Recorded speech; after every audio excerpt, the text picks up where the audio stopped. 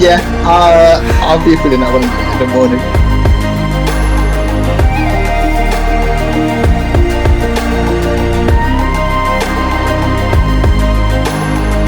Our faces collided.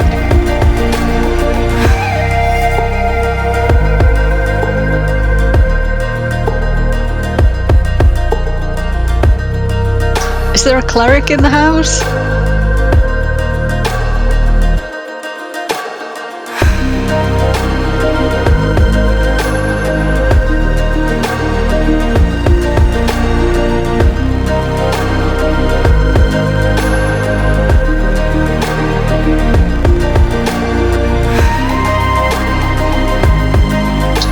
Get lost, you mushroomy git.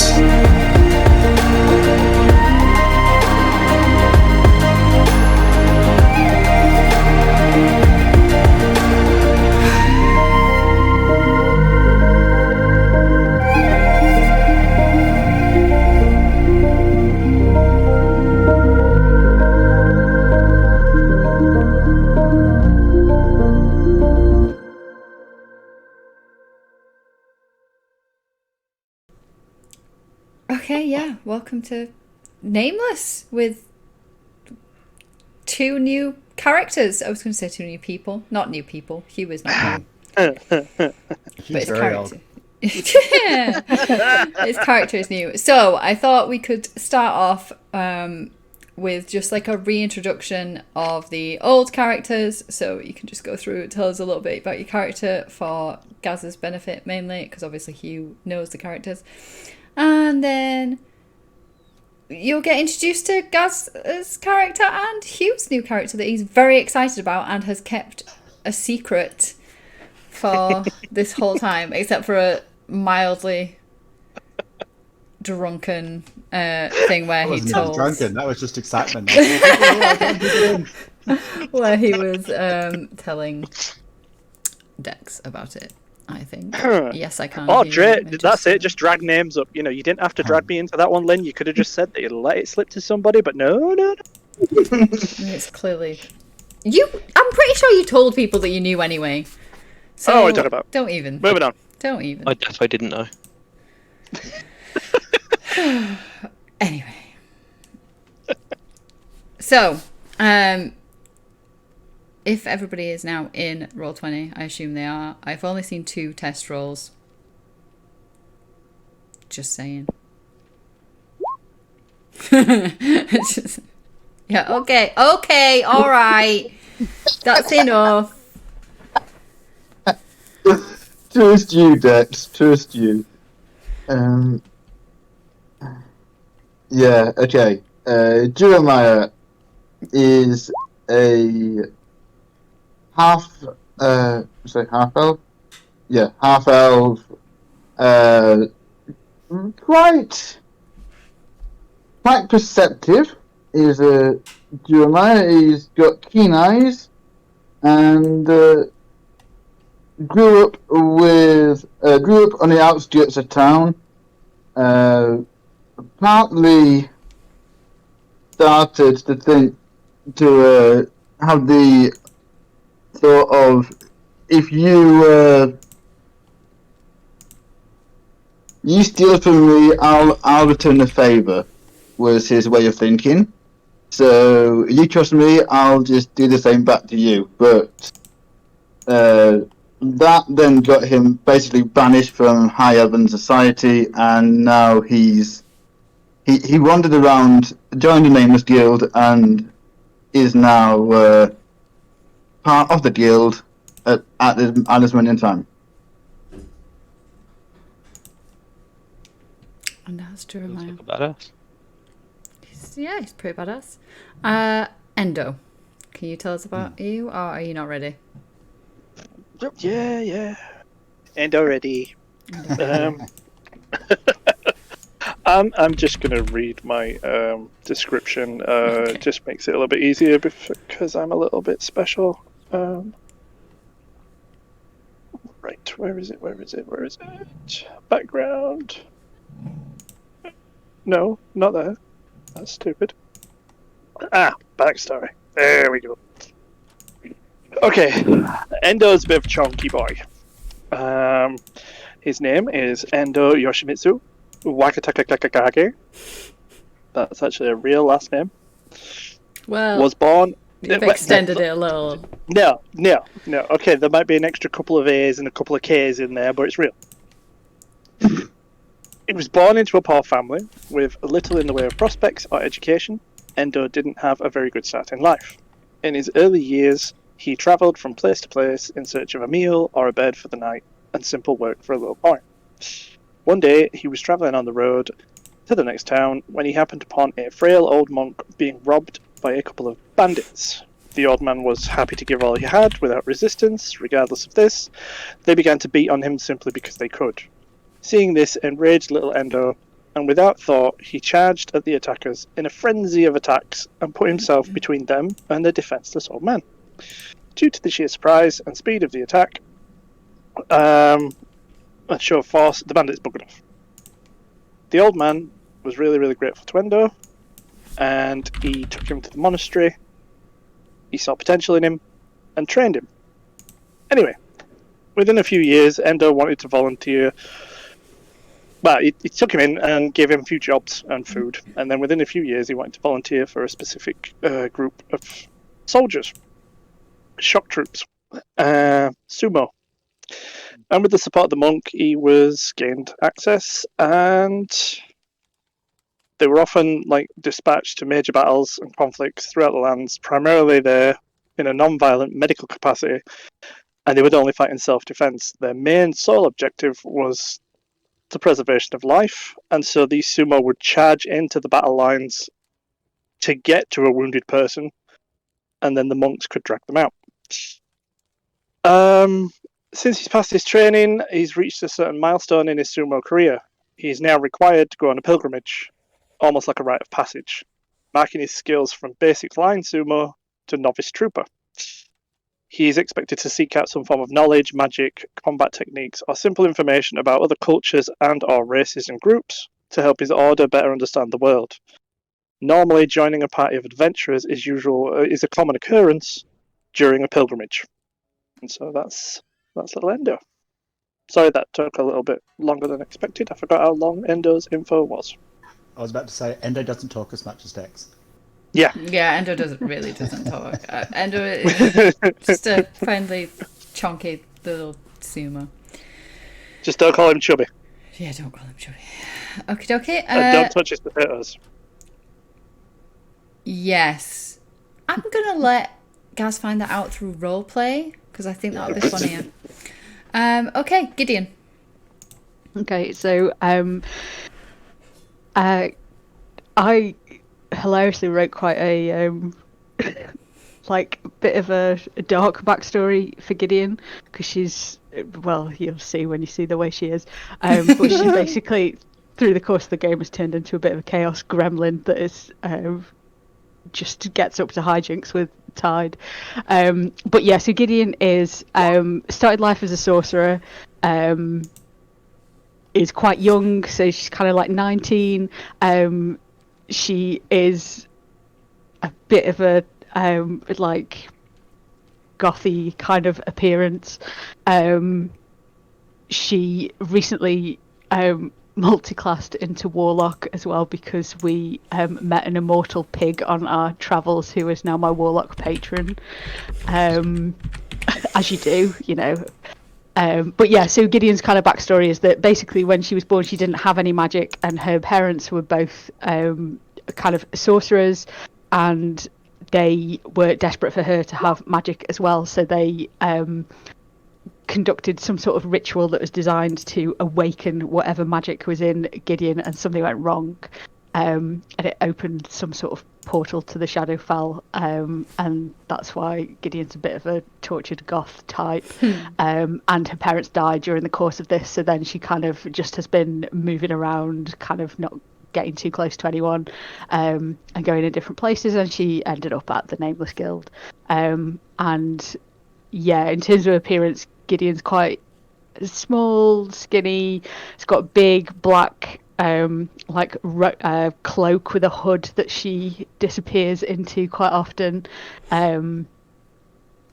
and other interesting things about her appearance that may come to light during the course of the game based on her abilities, I guess. Mm-hmm. Okay. So I I was just like, oh, obviously, like, Roz isn't here to do tides, so this is Tide. So I was like, oh, I'll have a look at his backstory. I'll see what he's got in there. Oh, good God. So his enemy, he's got an enemy apparently, and it's the fortune teller that he was cursed by. Oh, God. And Love he his backstory is, I nearly died when I was out adventuring, and I can feel the grip of the Shadowfell tightening around me. Tide nearly dies every single episode. So yeah, he is a chaotic little bard who dies a lot. Almost dies a lot. Yeah, and used to like some form of drugs, but now seems to have cleaned up his act and seems to be cursed, but he's still trying to figure that out. So that is all the existing members, with the exception of the leader of the, I nearly said faceless then, of the Nameless Guild, who is Talisker. She is a Yanti pureblood.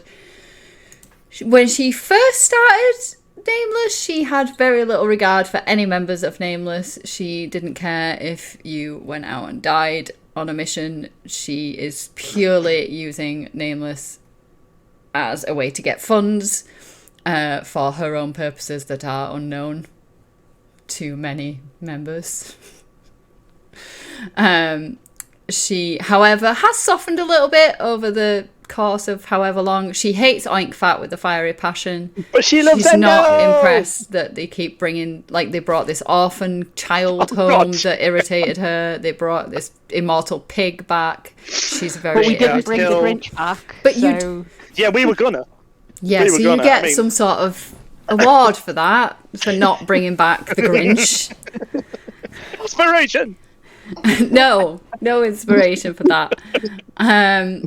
So at the point when the new characters would have met Talisker, she has softened a little bit from previous. She and the rest of the guild are still grieving the loss of Aydre, who died relatively recently. I'm going to have it be a couple of months in game time since Aydre died, because I didn't want another episode where everybody was crying. I'm going to be honest. It was too much. It was too much emotionally for me. So we have moved it on a little bit. The way I was intending on introducing you is that the other lot have just been out and would return to the two new members of the guild kind of being already there, and Talisker will obviously introduce you. You are in upstairs rooms at the minute. You should be able to move your tokens because they are assigned to you. If you cannot, let me know.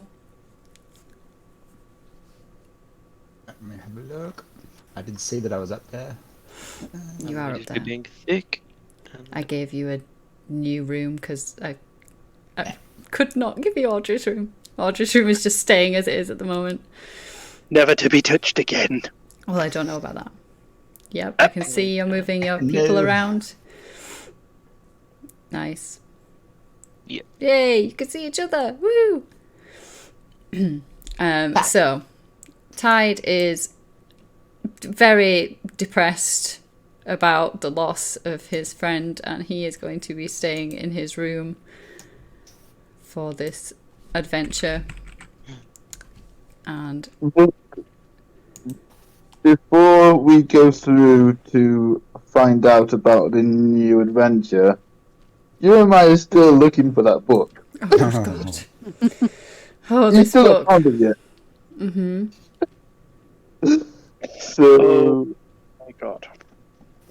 Yeah. So, also, just a quick, everybody else knows my table rules, but just a quick run through, just for Gaz's benefit, basically. They are already posted in my Discord. Obviously, at the table, we don't bring any real world bullshit here. I don't want any racism, any other isms. We're a very inclusive, happy little bunch. Just ignore anything that Dex says and everything will be fine. Hey, whoa. When I'm speaking, it's Endo, okay? So just ignore everything I type. Yeah, sure. No, we meant when you talk. Yeah, that's why I said when Dex talks, not Endo. All right. Endo's lovely, okay. and he would never say Assholes. anything upsetting. Please pay attention to the game. We will have a break partway through, usually.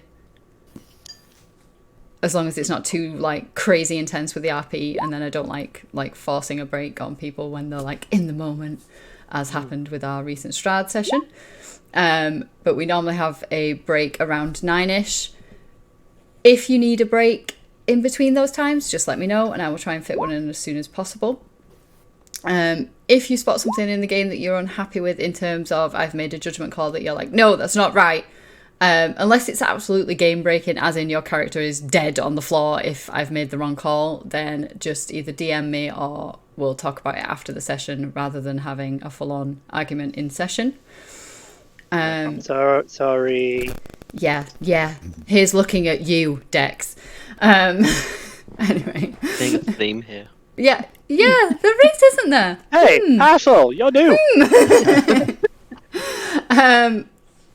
Obviously, we try to avoid metagaming as best we can in terms of would your character actually know that? Are they capable of communicating, etc., etc. Cool. I don't mind if that slips up occasionally. I'm not like super like anal about that, like, but it's just try your best to avoid it. Yep. Obviously, it's difficult because when we can't see each other, that people tend to talk over each other sometimes. Do you see what I mean? Just ignore what he types.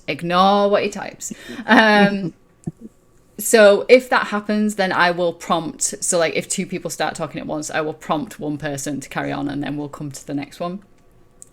Cool. I don't like PvP in my games unless it's discussed with me prior to the session. Playful, like, oh, I slap him around the back of the head is absolutely fine. But if you're going to full on go, you know what, I don't like Endo, I'm going to try and kill him, then no, that just doesn't. Good luck. Only Lynn gets to kill us, that's all. That was a reminder for Gideon. Yeah, yes. Only I get to kill people. No, don't. I hated myself after that. Yeah, Gideon, stop setting people on fire. It's scaring Endo. Yes. In terms of crit rolls, I do max damage plus the dice roll. So, who's going downstairs? I can see someone. I'll move you downstairs. Do you want me to move you downstairs? No, you're not going downstairs. Okay. I was just wandering around. You're just wandering around. That's fine. I was like, I don't know these rooms. This is new places. Yeah, because nobody ever goes upstairs. Wait, Talk fuck, to me we have an about it. upstairs? Right, sure. Yeah, there's a roof garden. Yes, No. there is a roof garden where you can get ingredients for health potions. No Anyway, fucking sorry. way. Death saves are rolled privately to me, so you can do that by using the Beyond 20 like plugin for your Chrome, and if you just flip it to Whisper, then it will send things to me.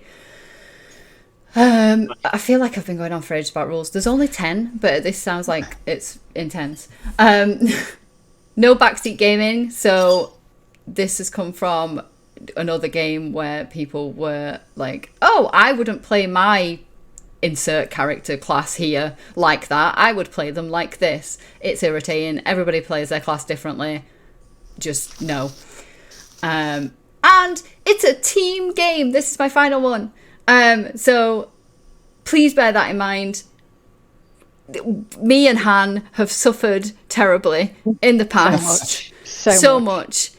From having one player who decided that it was the insert player name here show, and everybody else was the secondary characters, and he was running off doing everything that he wanted to do, and we just had to plod along behind him. There's nothing more frustrating than that. It is a team game, so please try your best to, No problem. be nice. Just off the back of the rolling thing that you said about a plugin for Chrome, does Yep. anybody know what the one is for Firefox at all? It's the It's same. the same one, I think. Yeah, it's Beyond 20, it's called. Beyond 20. Awesome. Yeah. I'll get that now. Didn't get that in advance, sorry. It's alright, don't worry about it. And then Yes, I've remembered. So we try and keep OC chat, once we start the game proper, we try and keep OC chat to typing into Roll20.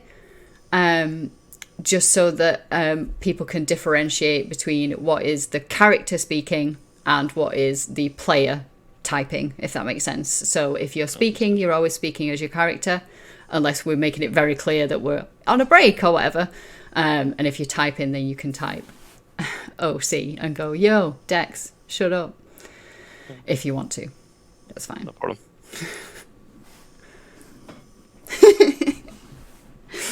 Hey. So the rest of Nameless, who are the old school people, you would, I'm going to pop all your tokens by the door over here, because you would just have returned from a wander around town. Hey is what? Yes. Yes. I still have Taliscar's token on my screen, and Tides and the other ones, and I can't get rid of them for some reason. It won't. Oh, never mind. Please continue.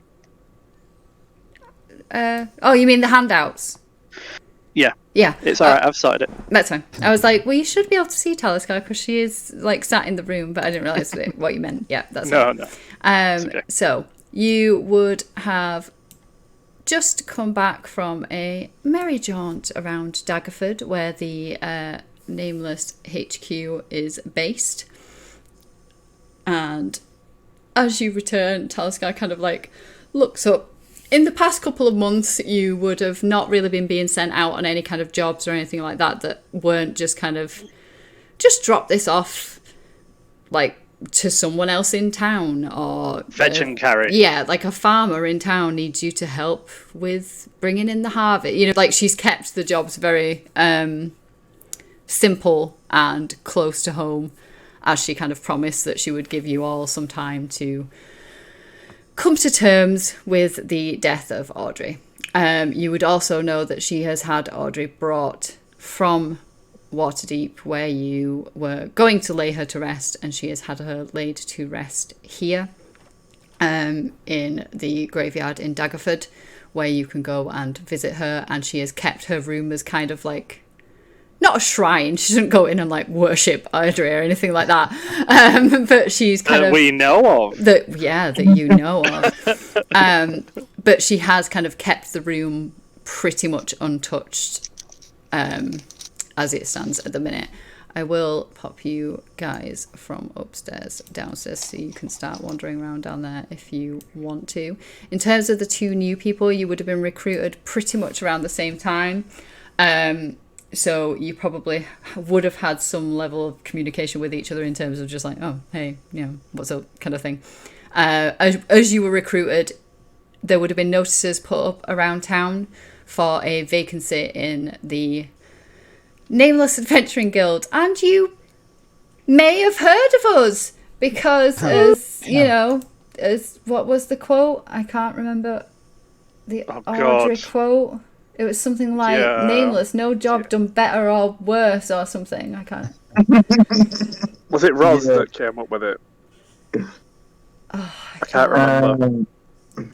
No, it was Aydre said it, I'm sure. Yeah, it was one of the boys, definitely. I can't remember what it was. The world-renowned Nameless Guild. No job can be done better or worse. Yeah, that's it. So you would definitely have heard of the Nameless Guild, right? And you would probably, if any of you have been, or either of you have been around Daggerford, wandering around there for any period of time, you would definitely have noticed the giant sumo walking around town, because he kind of draws attention. You're walking around in a nappy and you're giant. People would notice you. But I now have like fluffy sandal like things. Oh, that means you're invisible then. No, I was already invisible. That is true. So as the That's for Gaz to unpack. I know. I feel for you, but you'll get into the swing of it. It'll be fine. Oh, that gave Endo an idea. No, Use stop people as a swinging weapon. people. No. So Good luck. yeah, as the other 3 members, because Tide is locked in his room, you can hear like various instruments being played, very like dark, mournful kind of tunes coming out of there. He's been pretty much doing that since he got back from the mission where Aydre passed away. So as you come back into the guild, Talisker kind of looks up, smiles as she does, where it's very awkward because, you know, she's not used to smiling. She's like, welcome. I have some people for you to meet. As she kind of... Oh, what peoples? Well, the loss of Aydre left somewhat of a gap in the guild, and, well, I advertised for members, and... Oh, here one of them is now. Oh, okay. 2 of them. They're both here. They both came here. They're very prompt. Gideon, there's people in the room. Yeah, I can see them, Endo. Who are they? What are they doing? Why are they here? I look at Endo like, Talisker just said that they responded to a advert that she posted. Endo was not listening. She said something about Aydre and I got upset. I think they're new guild members, Endo. Potentially. I imagine there's some kind of tryout period, Talisker. Yes, of course, yes. You can't be going in Audrey's room. I'm not going to let you. I'm sure Talisker's got rooms for them sorted out already. Don't you worry about that, Endo. Oh, okay. This is Talisker. Hello. Yeah, Talisker kind of like stands up, like rolls her eyes. She's like, Endo, I have given them separate lodgings. They won't be in Aydre's room. Okay. Hello, I'm Endo. Hey, big guy. How you doing? I'm Blaze. You look very strange. What is you? I'm a Genasi, my man. Goodness. What's one of those? I never seen you before. Yeah, well, I'm new, that's why. Not the brightest guy? No, I mean I never met your peoples before. Got you. Yeah, well, we're not from around here, but I've been travelling for quite a while. So, and I've heard that you guys could use some muscle. We've got a vacancy for a fighter. Endo got lots of muscle, and then he just puts his hand out like with his one finger and just starts like gently trying to poke your hair and go, I'll slap your underwear.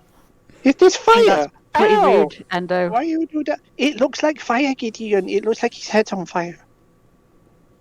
Sorry, it just looked very like different. I never met anybody like you before. Sorry. I would totally jiggle Endo. I'd be like, that's right, big guy. Ooh! Let Endo just smile. Ooh! He's a friendly person. Ooh! And who is that behind you? I kind of just stand there and laugh to myself a little bit and shake my head. Mm-hmm.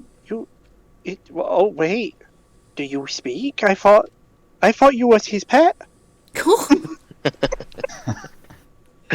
I'm not a pet anymore.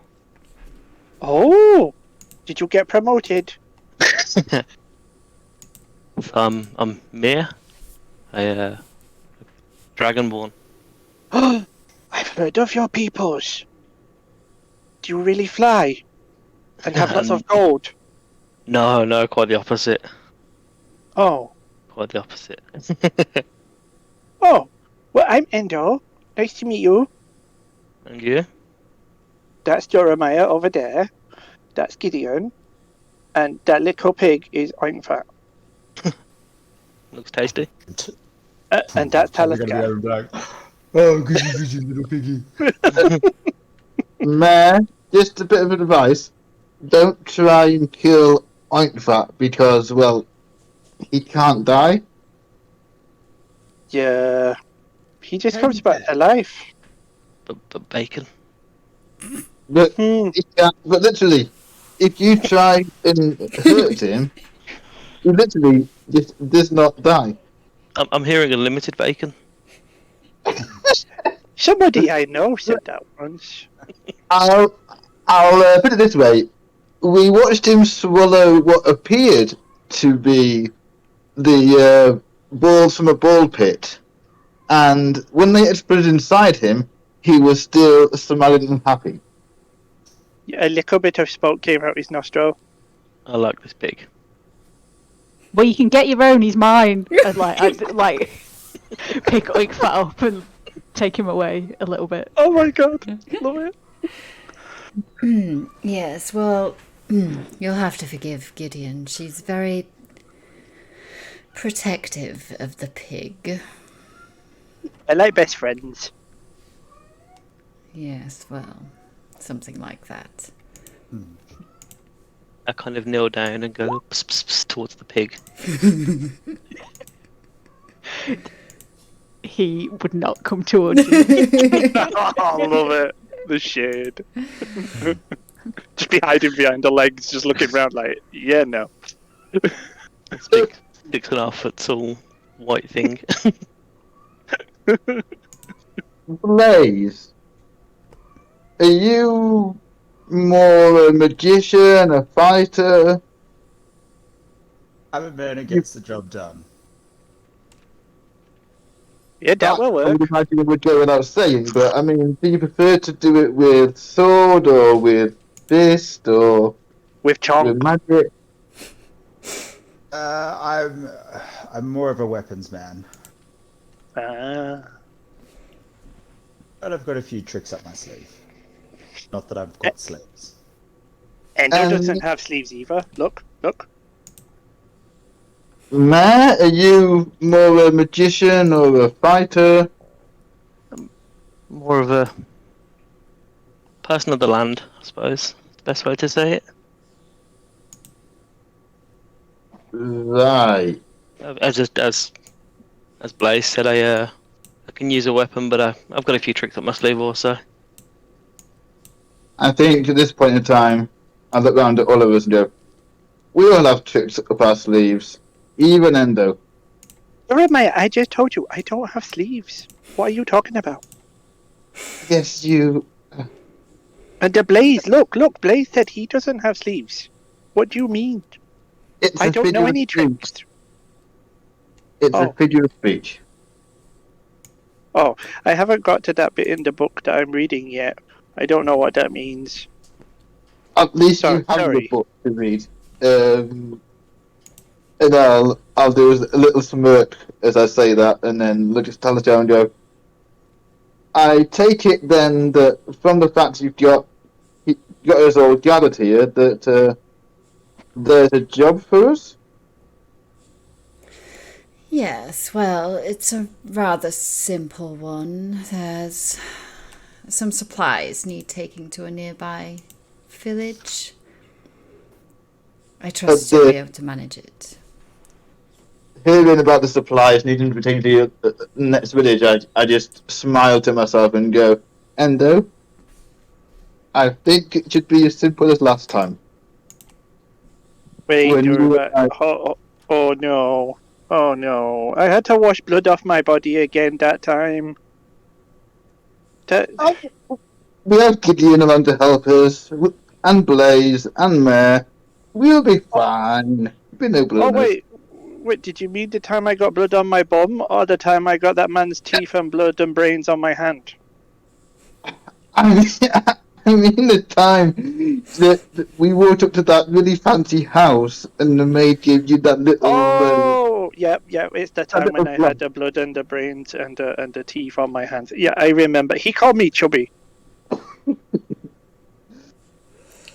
No, he won't be calling anybody chubby ever again. Yes, well, if you can avoid blood and teeth on your hands, that would be preferable. You're simply taking a load of stone over to the village of Jokun. The stone mill needs it. I'm trying to keep them a little simple after the loss of Aydre until you're used to working together as a team. Don't worry, this fighter won't let you down. It's okay, Endo. I can be chubby sometimes. Are you calling Tendo chubby? No. But if somebody calls you chubby, we'll sort them out. Oh, thank you. Believe you me, it was certainly a sight to see when somebody, a town guard no less, called Endo that, and then Endo put his fist through his head. So His head just exploded. Yes, you can, guys. Awesome. So then Mir turns into a polar bear. Uses boss shape. Oh my god, what's happening?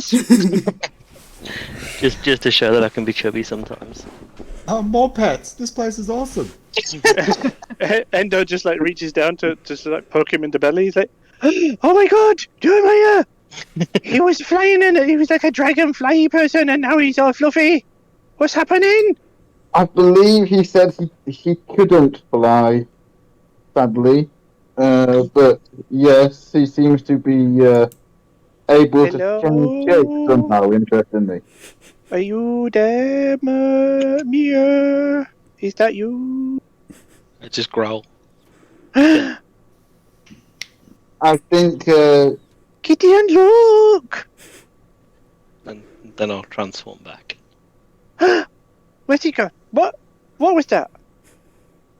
What's happening?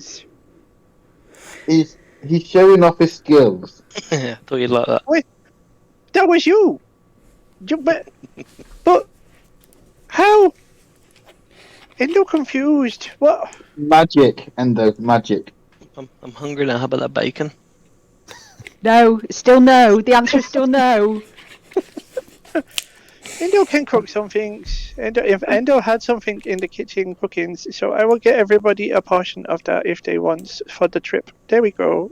I have got it for That you. sounds a great idea, Endo. And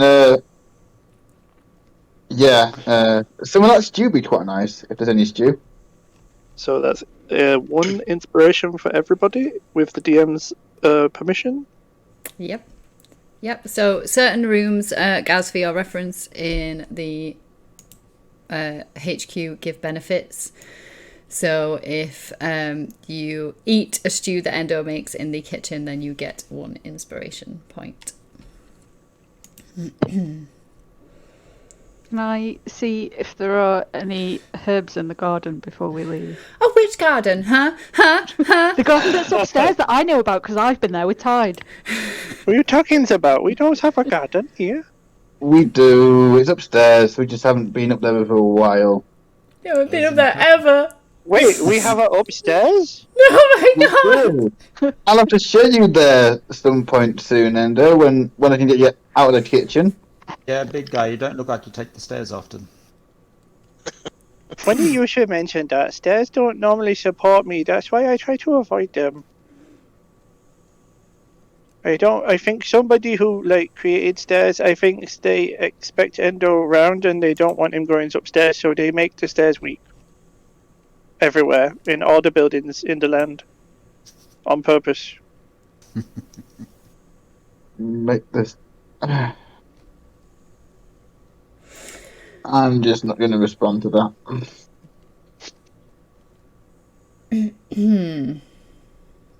Blaze, you want to see what you like in the sparring room? I mean, I've been giving it a bit of a workout while you guys have been away. Oh, fair enough. Quite an impressive room. Yeah, one of the few rooms that gets frequent use around here.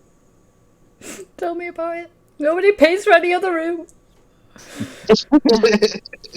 What is this garden? I want to see this garden. Look, Gideon's leading the way because she's been before. Endo blind. Endo can't see Gideon. I feel like Tide and Gideon hang out in the garden, Too thinking often. about tricks to play on Endo. Probably.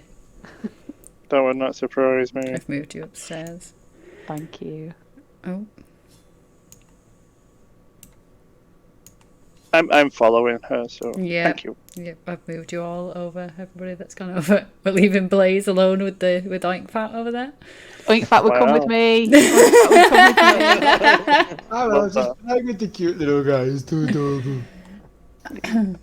Okay. Someone said you're immoral. Would you like to play with fire? Crispy bacon. I can tell this guy's gonna die. Do I have to roll something for the potions? I think Herbs? You it's do. nature, isn't It it? is.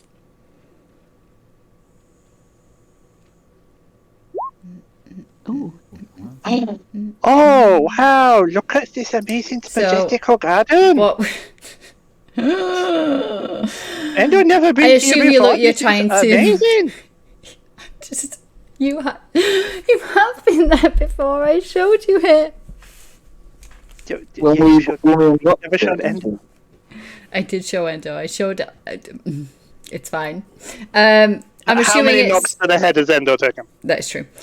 I'm assuming Thank it's you. healing potions you're wanting, Gideon. Yes, please. Yes. Yeah, Also so definitely with that role, you kind of you hang out in this garden all the time, right, Gideon? So Yes. you're used to what herbs and things are growing here, so you kind of just stroll straight in, walk straight over, and start kind of And Endo's pulling weeds. start kind of cutting the herbs that you need to make 4 potions of greater healing. Endo's watching you and he's copying you, but he's not doing it on the right plan. Like this, Gideon. Yeah, that's spot on, Endo. You're doing a good job. Excellent. He's literally just de-weeding the grouting in between the stones on the floor. Well, when I've got the potions, I'm gonna mage hand one over to him. Just for your benefit, Gaz, my mage Oh, hand God. is it's like a skeleton hand, basically. So yeah, so so it just floats over to Endo carrying a potion and just hovers next to him. Endo turns around with a handful of weeds to look at Gideon, and he's like, Gideon! Do you want a healing potion?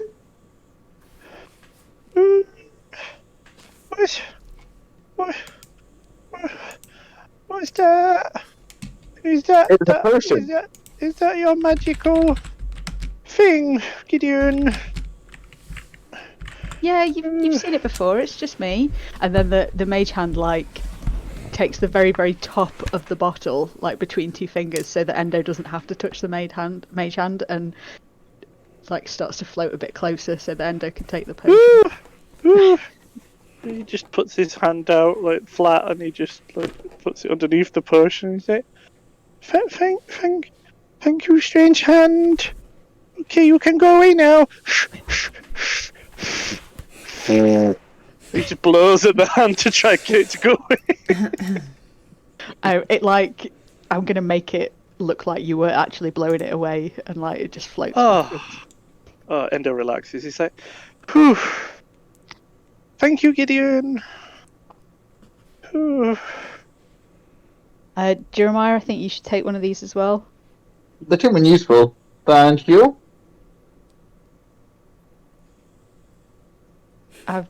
New guy, you want one?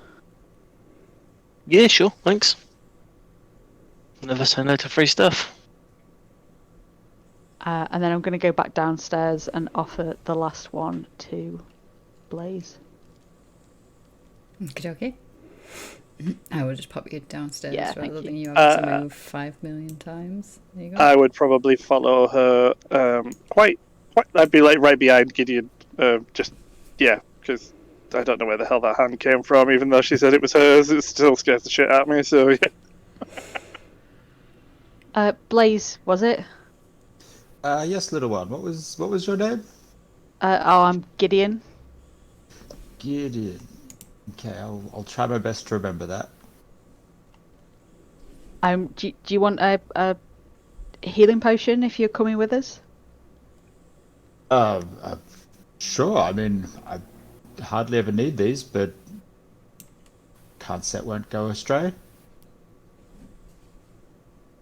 You said you were some kind of fighter, right? You're normally in the front lines hitting stuff.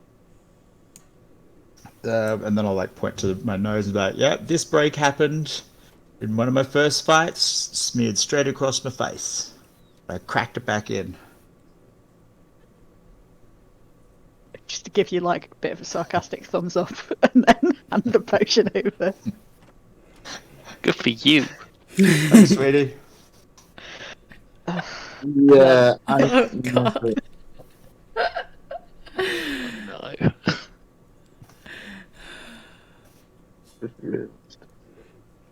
Yeah.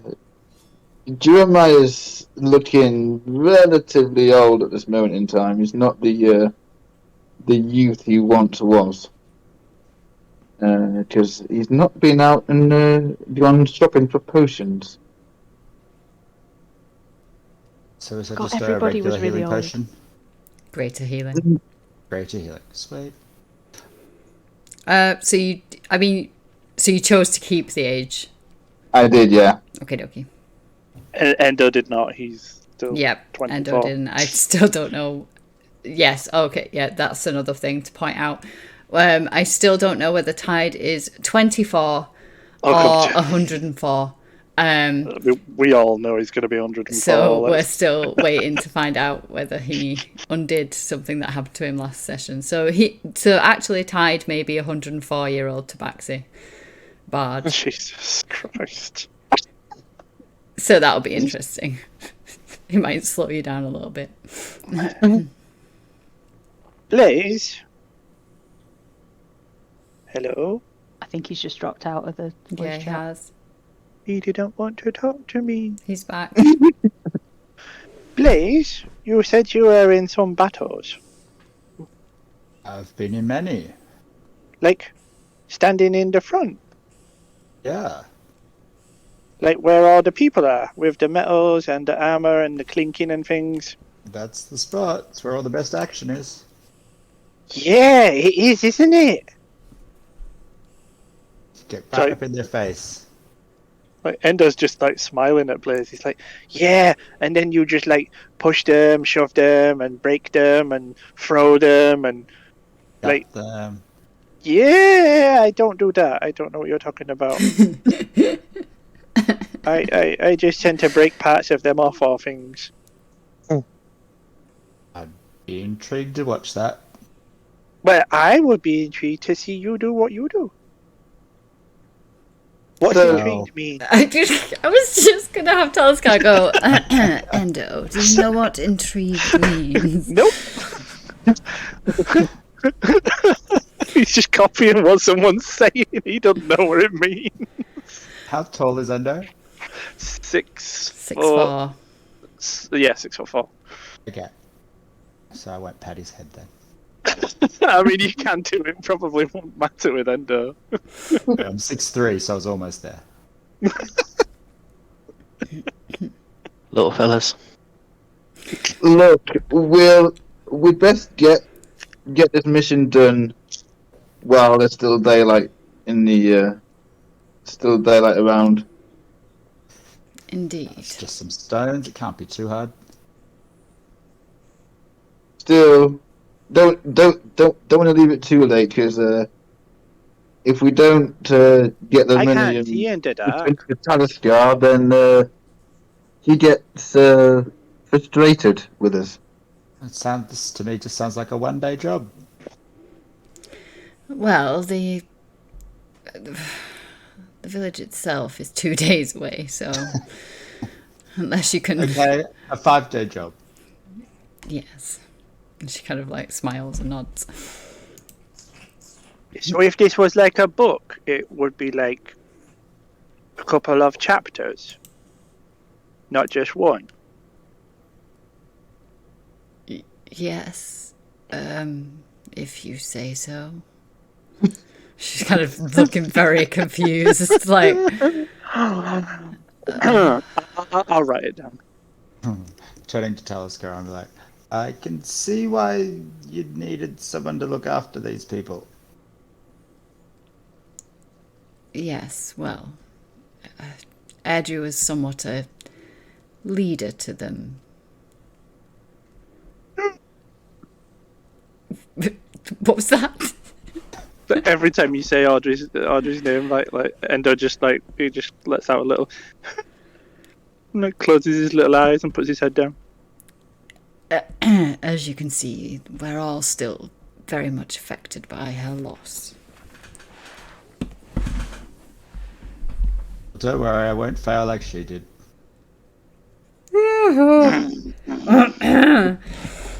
Endo just looks up and he's growling. He's like, "What did you just say?" Aydre didn't fail us. Alright, That well, I was- won't let you guys fail me then. That was okay. I don't understand that, but that was my friend. No offense, but no offense, my friend. Okay. So did someone say something about stones? Yes.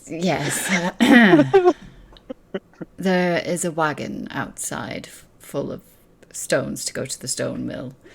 If you will accompany it, the road can be a little dangerous. Yeah, and I will start heading towards the door. I trust to see you all come back unharmed. When you say dangerous, Talisker, are there specific things that we should be looking out for, or have they been attacked by something specific? The roads in general, especially at night, can be a little iffy. Bandits, wolves, other things. Just keep your eyes open. As long as I'm going to pull the cart. Sounds like slave work to me.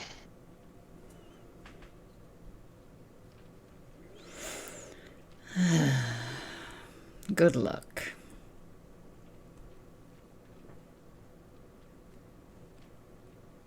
She kind of like watches you all leave, shakes her head a little bit, sits So walking out the down. door, I'm like, what does this job pay, by the way?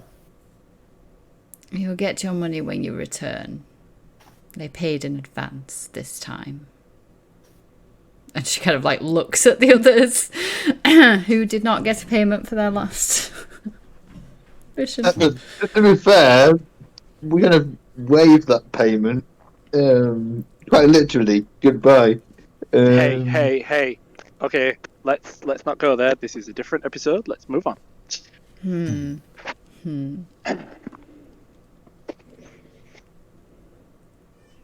Well, off you go. I'll give you a payment when you return. Pick Oink Fat up under my arm and follow everybody else out. I mean, I don't know. I'm saying, oh God, Taliscar's very happy that you're taking the pig with you, to be fair.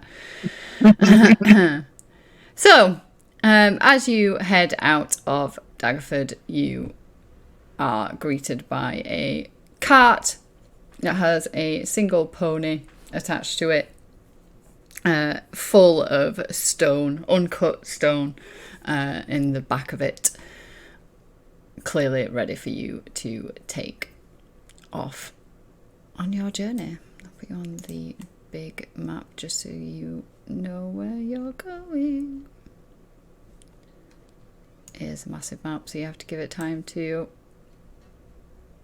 buffer. So you are here in Daggerford. You are going here.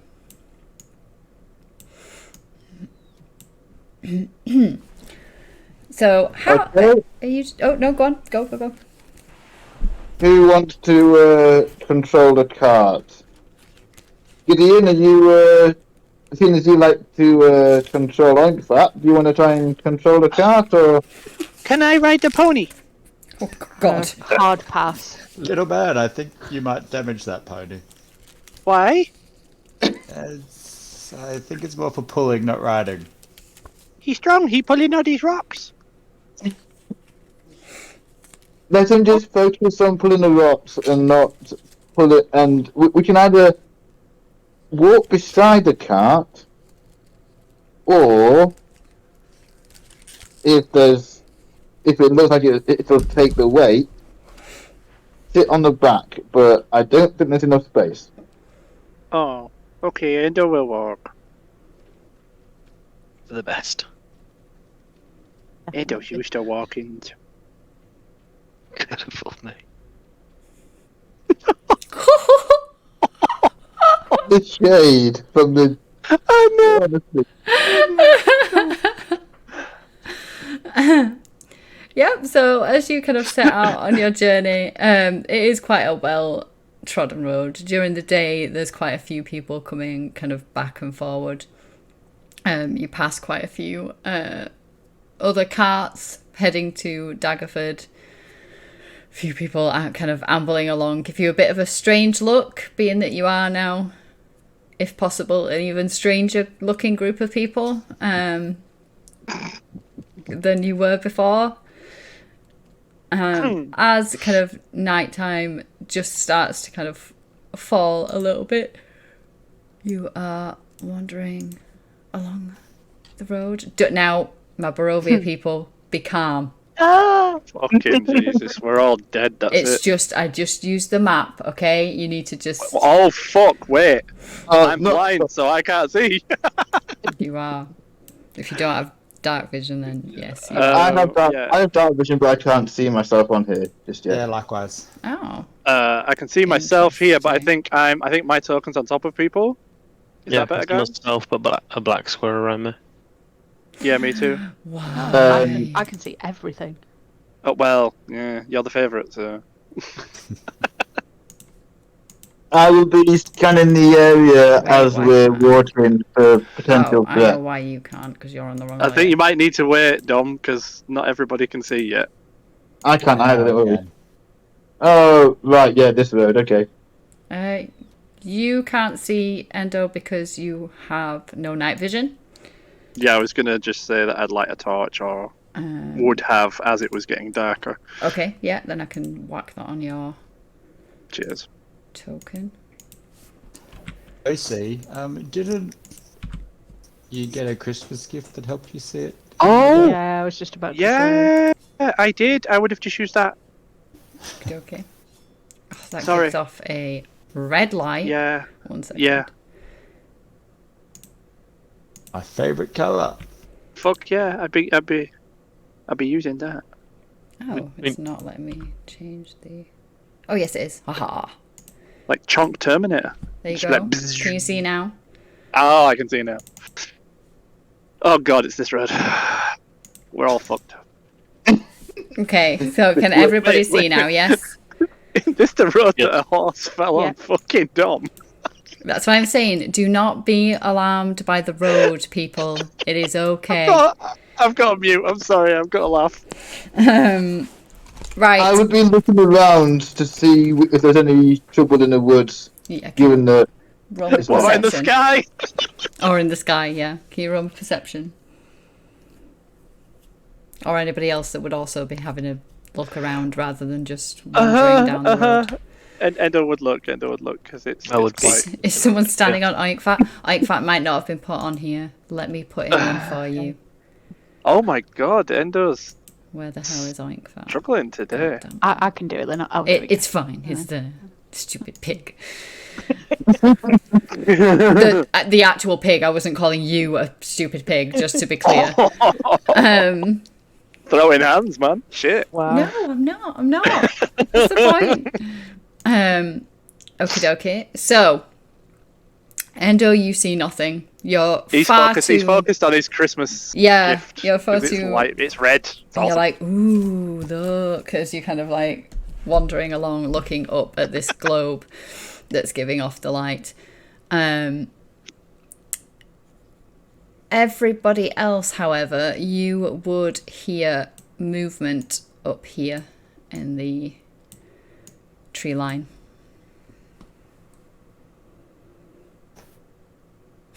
yeah, I finally just nudge Blaze in the shoulder and gesture my head up towards that way. I'll Yep. I'll nudge Endo. So ever so slightly in the shoulder, gesture for him to shush, and then point at the direction and just go. I think there's someone over there. It already. Okay.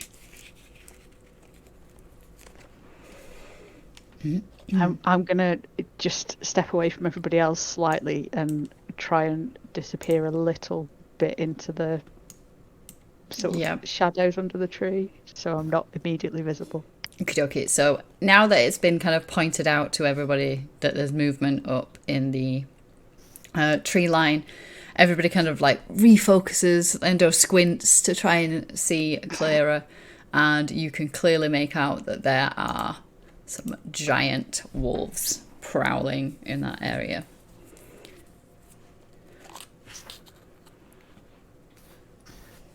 Oh look, I'm an animal lover, but these guys don't look so friendly. I can try and talk to them.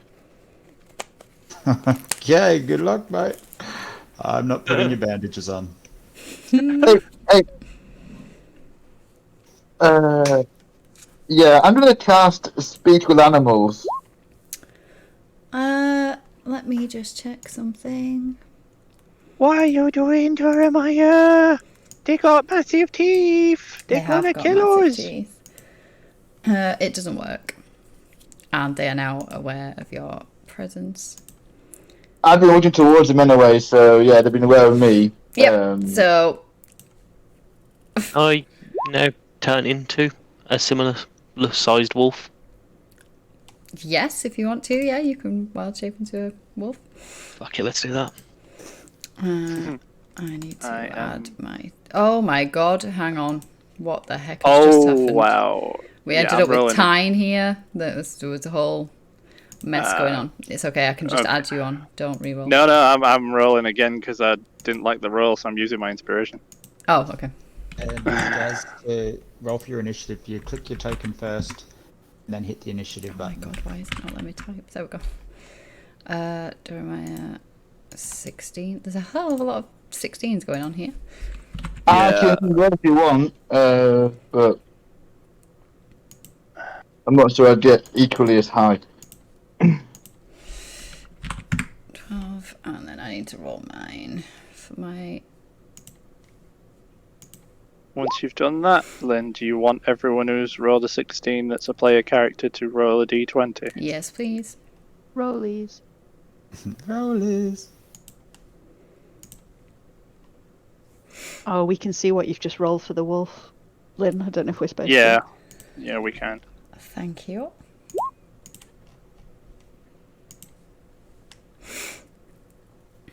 I got 18, wherever it is. Oh, there it is.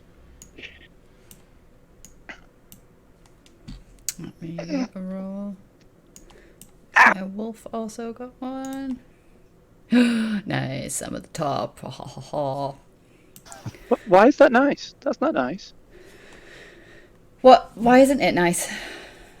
Because it means that you're going to nom one of us. Yes, I am. Okay, so I am going to... So the pack of wolves that are larger than the normal size wolf that you would have seen before kind of growl, snarl, and start making their way towards everybody. Come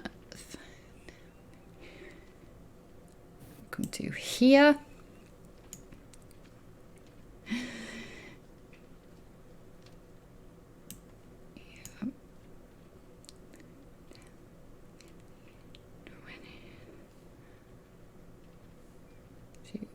Here. It's all the measuring. Yeah. Here. They are each going to snap at various people.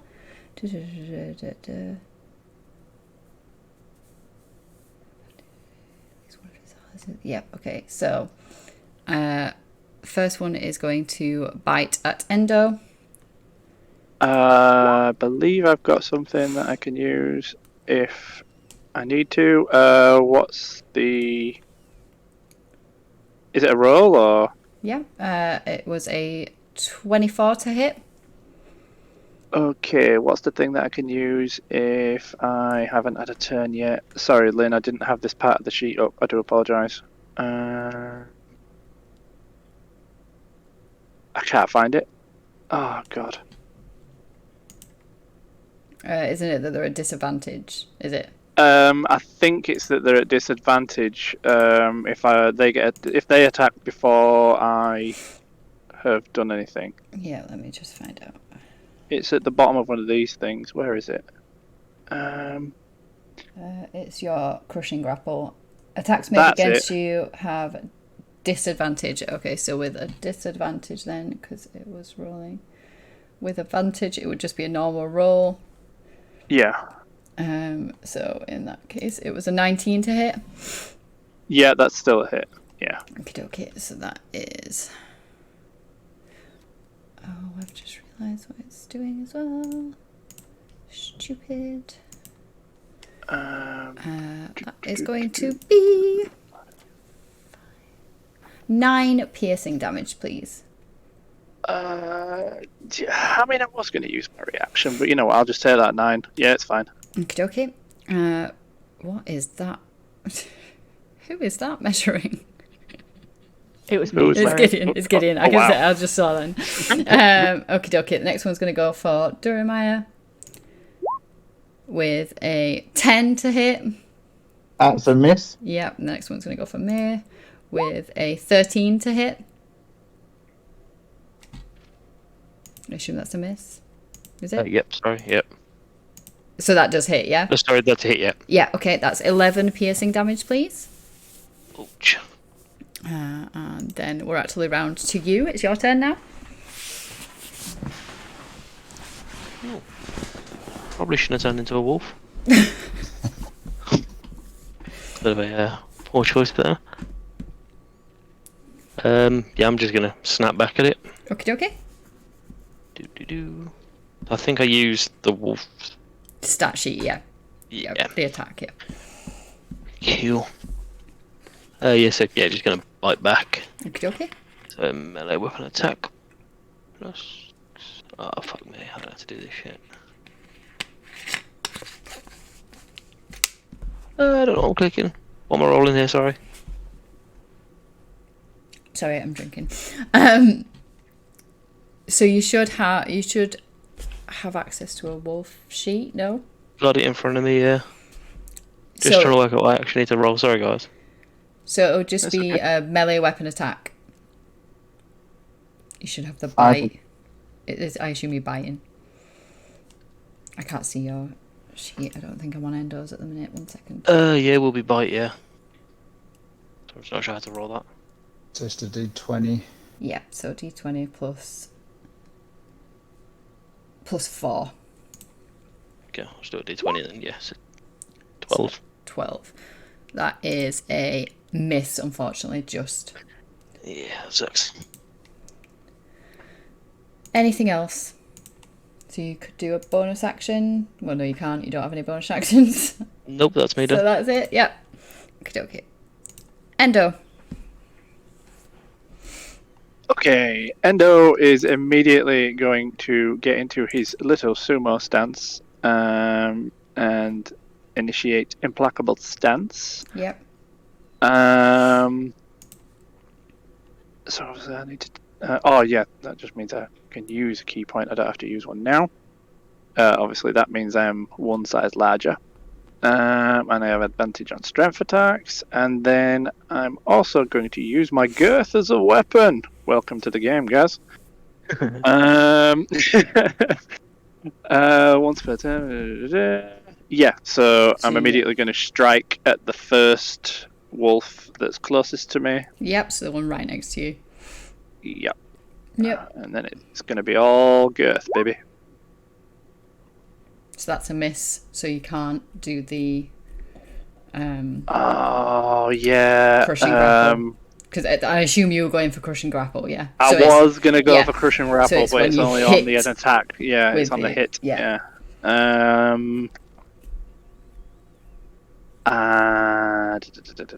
Does my Oh wait, I've got a second attack, haven't I? Yep. Yeah, I'll use that one. Okay.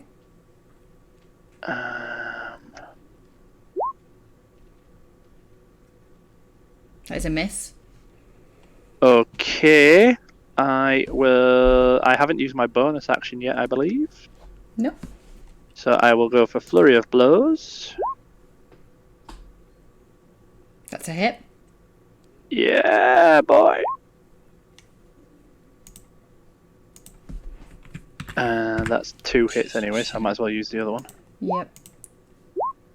Yeah, there's no reason. That's a miss. Okay, and then... Oh no, go that's back. a hit. Sorry. Sorry. Oh, I thought damn. it was 11 for the. No, that's Sorry, okay. mate. I thought I could click on his just to read the description of it, and I didn't realize it just re-rolled it. Sorry, that's okay. Ignore me. And then bonus attack. Oh no, it's not on bonus attack, it's on features and traits. Go down. I should be able to, I think, use Crushing Grapple now.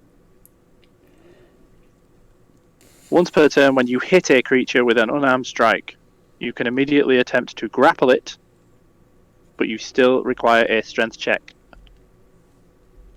I am going to attempt to grapple the wolf. Okay. Good God.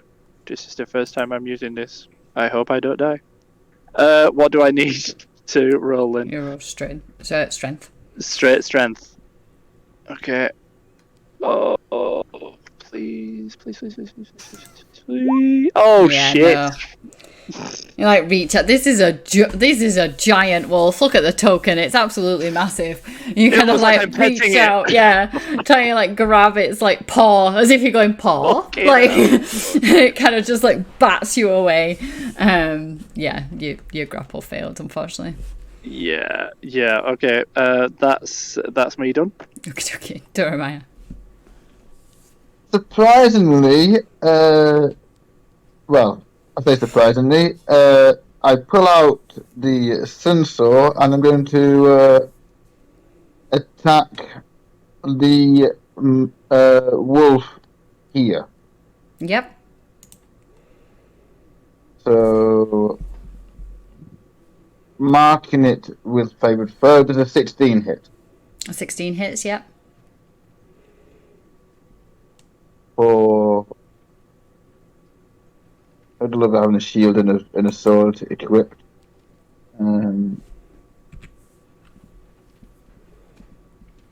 The grand total of, when it comes to, 11 slashing and 7 for my Colossus Slayer.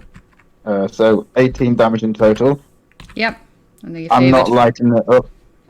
I'm not using a charge. So then a second, no, just a 1 slash, sorry, yeah, because I'm multi-class.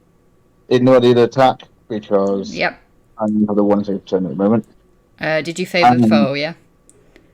Yeah, although I've marked it now so I can use it on my next attack, but Okay. can't this turn. Okay. So, yeah. That everything? Yeah. That is, yeah. Gideon. Hey, I'm just going to throw both my hands out and kind of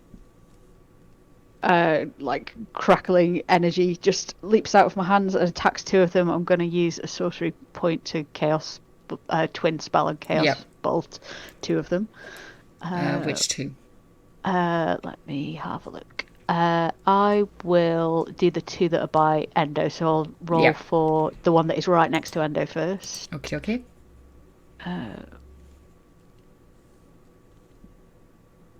Sorry. I'm just doing it at first level as well. Yep. That's a 24 hit. to Yep. hit. Yeah, so that first one is 10 poison damage, and then the one that is next to that, Yep. 14. That's a to hit. Yep.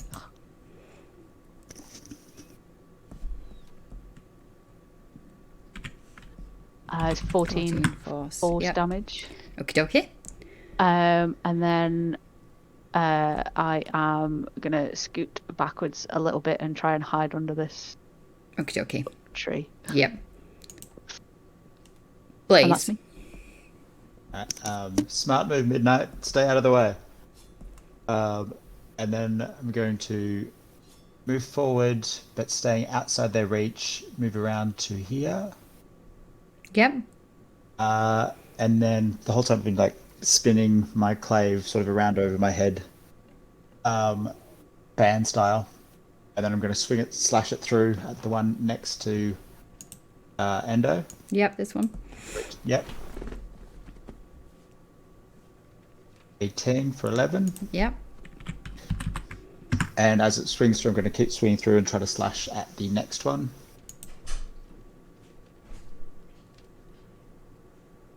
That's a hit, yeah. 12. Nice. Yep. Bonus action, I'm going to... I probably should do it first. I'll rage now anyway. Yep. And take my Form of the Beast tail. Yep. So you hear me roar and like a tail starts to force its way out of my lower back. And then, where I started here, didn't I? Yeah, so it was 1, 5, 10, 15, 20. And I'm going to move back down to here, acting as a barrier towards Midnight. Okie dokie. This wolf is going to move down to here. They're each going to take... are they? Hang on.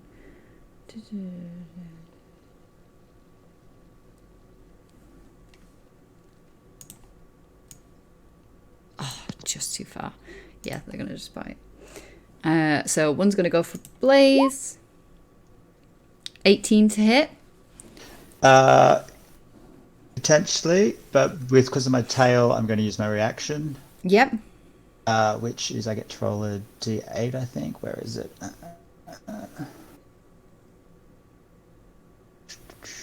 Reaction, yep, roll d8. And add that to my AC. Damn it, still hits. That puts me at 18. Okay, so that is 9 piercing.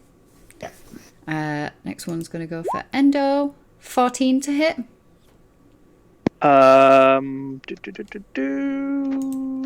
That's a nope. Okay.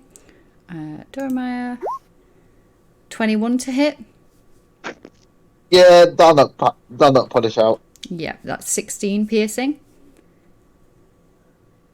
And then Mare with 20 to hit for 15 piercing. Ouch. As they all kind of like lash out, like biting down as hard as they possibly can on everybody, except for Endo, who manages to somehow, with his chonk, avoid it. Yeah, well, the power of the girth of the chonk. The girthy chonk. Okay, Mare. Just going to be, again, biting back. Yep. So it's your D20. Yep. 12 again. 12 again. Unfortunately, there's a miss again. Not doing too Can great. I try and talk to it as a bonus action? Sure. Yeah. I speak wolf. You speak wolf. Okay. I do while I'm a wolf. Okay. Do you speak winter wolf? I am a winter wolf. I've seen it, so I can turn into it. Okay. Yeah. Go on then. What would you like to say in wolf? I just generally like try and scare it off, just shouting nonsense at it. Just like, yeah, get out of here, wolf. You fucking cunts. Wow. Savage. Okay. Yeah. Okay. The wolf just kind of like snarls, and is not getting out of here. Worth a try. Yeah, definitely worth a try. Endo.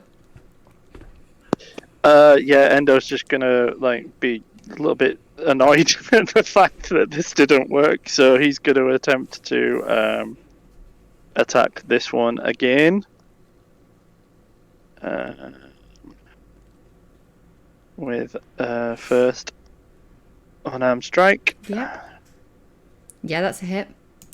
Yay! Nice. Yep. Yeah, so he's literally just like, he keeps just, every now and then he's just grabbing hold of the fur and just punching it in the side of the head as it's like toing and froing and moving around like a dog, obviously. And Yep. he's just going at it. So he's going in for his second attack. That's a miss, unfortunately. Okay, but I got the first one, so I'm going to try and do a strength check to Okay, grapple.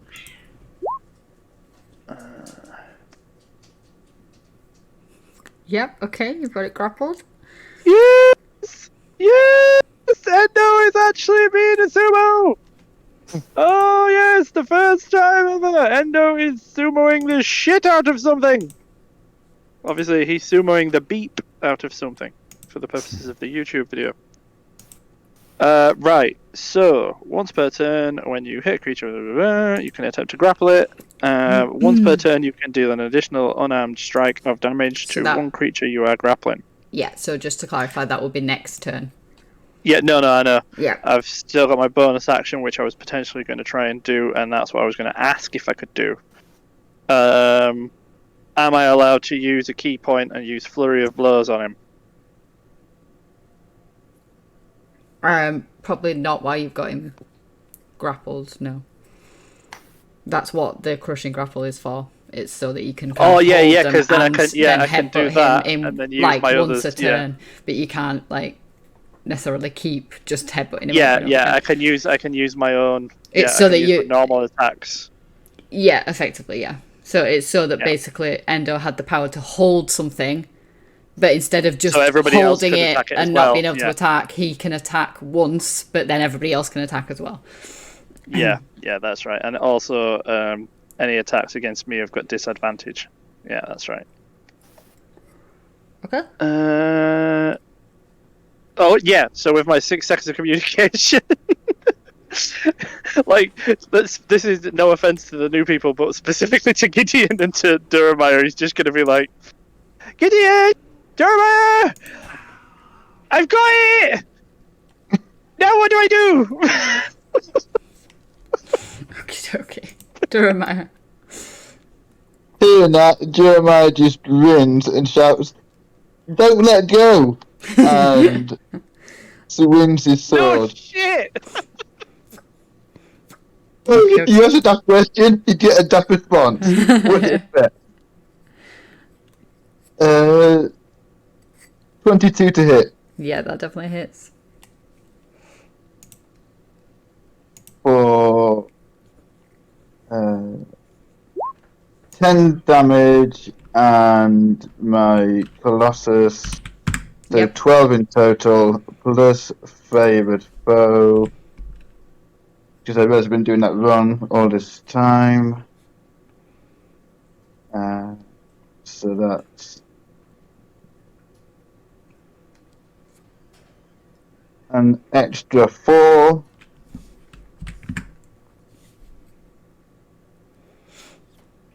Okay. And then bonus action going to what time to do as a bonus action? Good question.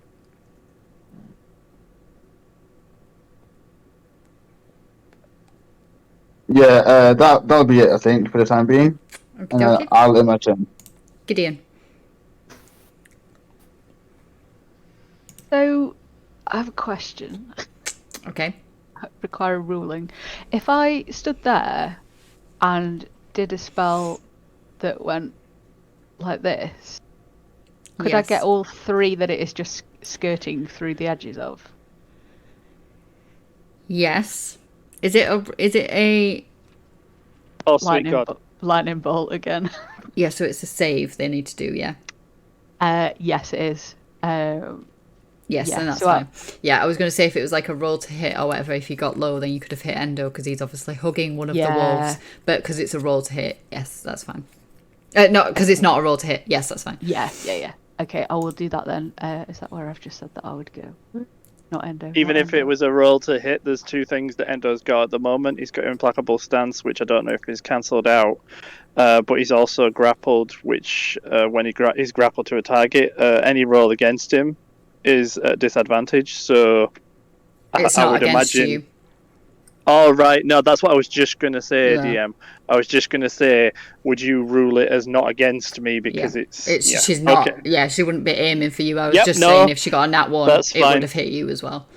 No, Yeah, I was so, just trying to clarify for the future. Yeah, That's okay. yeah. so they need to make a dex save. The Dex DC is save. 15. Okie dokie. 1, 2, 3. Okay, the first two here failed. The one by Durhamire succeeded with a nat 20. Okay, so the first two take 25 lightning damage each, Oh. and then it's half damage for a save. The one that Endo is holding is now crispy fried wolf that's barely holding together. And the other one is taking less damage, but still looking ropey. Anything else, Gideon? Gideon's a badass now, isn't she? She just comes out like firing things everywhere. Glass cannon. I think I only went. I think that was 20 feet. So then I'm just gonna move away again. Okie That's me. okay. Blaze. Blaze is just going to lay a flurry into the wolf right in front of him. Yep. Try to carve this one up. 16 for 7. Yep. Oh, I like the auto roll damage. I'm a fan. And nope. Nope. Nope. Can you roll a D100, please? Oh, while I find my sheet. 27. So for that one, I was like, first slash spun it around, then tried to spin it sort of around my back to come in good with momentum again, and had whatever side effect this is. Okay. Okie dokie. Yep. You notice no side effect that you're aware of? Just miss. Yep. Just a miss.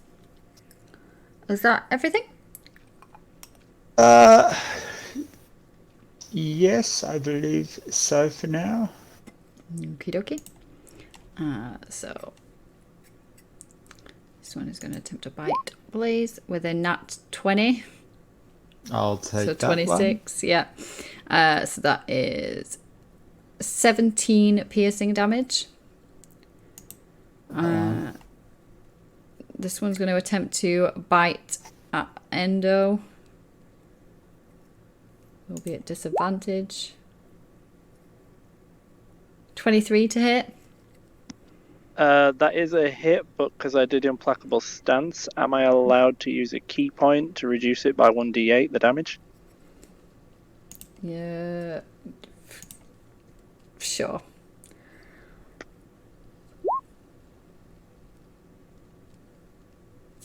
Okay, so the damage is now 8 piercing instead of 12. Okay. And then Durhamire, 15 to hit. Misses. And Mare, 17 to hit. Fucking hits. 12 piercing. Right, What kind of Shoko. guy turned into a wolf now? You can come out of your wild shape, can't you? Yeah, that would heal yeah. me again, I suppose. It's your bonus action. You can come out of it. Yeah, we're gonna try and bite the little prick again. Okay. I don't like this wolf. It's like, om. Oh my god. Welcome to the game. Oh my god. Yeah, the rolls today have just been sadistic.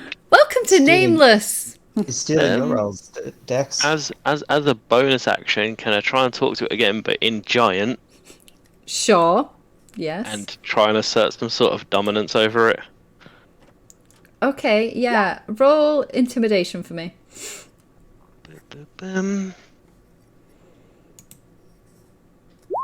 Fuck off. So these dice that you're rolling now, if they were actual dice, they would be absolutely in dice jail because they suck. Yeah, it's not intimidated at all. It kind of just like chuckles. Is that everything? Yeah. Yeah. Scared to roll again. And Endo. Yeah, hi, Endo. Endo's gonna use his once per turn. You can deal additional unarmed damage, so it's basically the one punch double damage. Yep. So So basically, you still need to roll to hit. yeah, I'm doing that now. That's a hit. Okay, and I don't need to roll again to hit, do I? I just need to Just roll the damage twice. Well, you Yeah, don't actually that's need right. to because you kind of, as you're like, how are you grappling it? Explain to me Well- how you're holding onto this gigantic wolf. It's this gigantic wolf's got one head, like its head, one head. I almost said Jesus Christ. It has, yes. It's got no. I was going to say one head at one. Oh, It's got okay, head yeah. Over it's got its head over my left shoulder, so like Endo's kind of like gone under its chin and under its neck, sort of thing, with his shoulder, and charged into it. So he's got his left arm around its neck and over the top of its head, and he's literally got it in a headlock Right. with his sumo stance, squatting a little bit, and he had hold of one of its left paw. And then when he was striking it, he was just punching it in the head, like repeatedly. Okay, yeah. To, So as you to death, apparently. punching it in the head, yeah, you've kind of like dinted away at its skull and then you put your final its head in. fist, yeah, and now you've got brains and things all over your Oh hand. shit! Not again. Yeah. Yeah, again. Okay. Well, Doggo. well, that's that done. With my I can move. So I'll move to there. And my bonus action, I will attack this one. And use a key point to do Flurry of Blows. It's going to come through as just a normal unarmed strike because I just clicked the wrong one, but I know it's the same thing. So That's a hit. excellent. I'll roll Flurry of Blow damage, even though it's the exact same. Yep. And again. That's a hit. And the damage. Yep, so this one's looking ropey as hell now.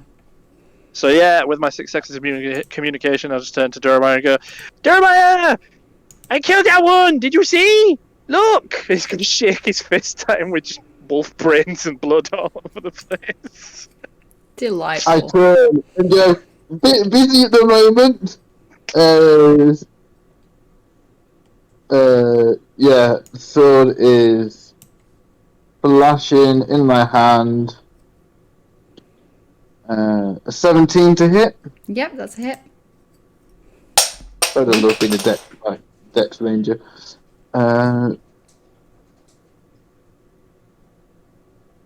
For the best damage of it all, 11 total damage. Okay, how would you like to finish it? I would probably finish it off as a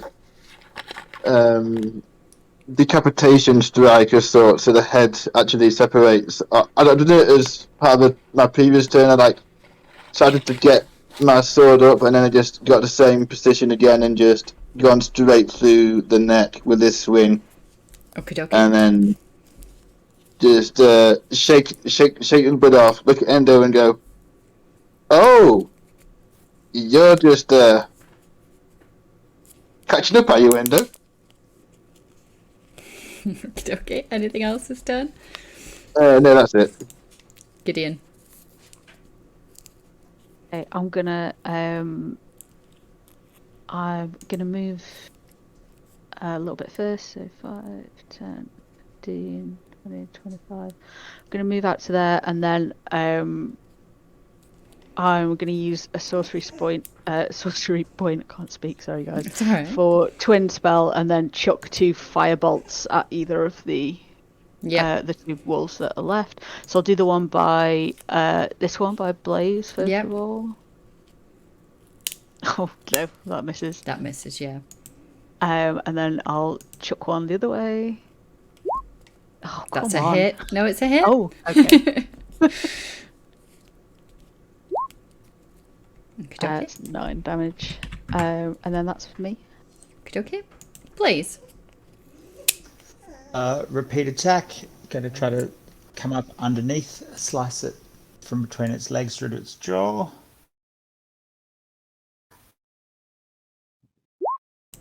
My god, I'll roll that 100 again.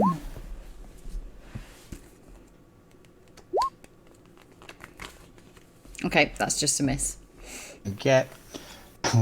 Swing straight up beside it, so I'll then try to bring it back down and crush down on top of it. That's a miss, Then slice down unfortunately. beside its head. Okay. Anything else? I'm going to spit at it. Okay, yeah, that's fine. Yep. Ew. Okay. It's a new thing to bring to Nameless. I don't really think I approve of that. That's quite disgusting and vulgar.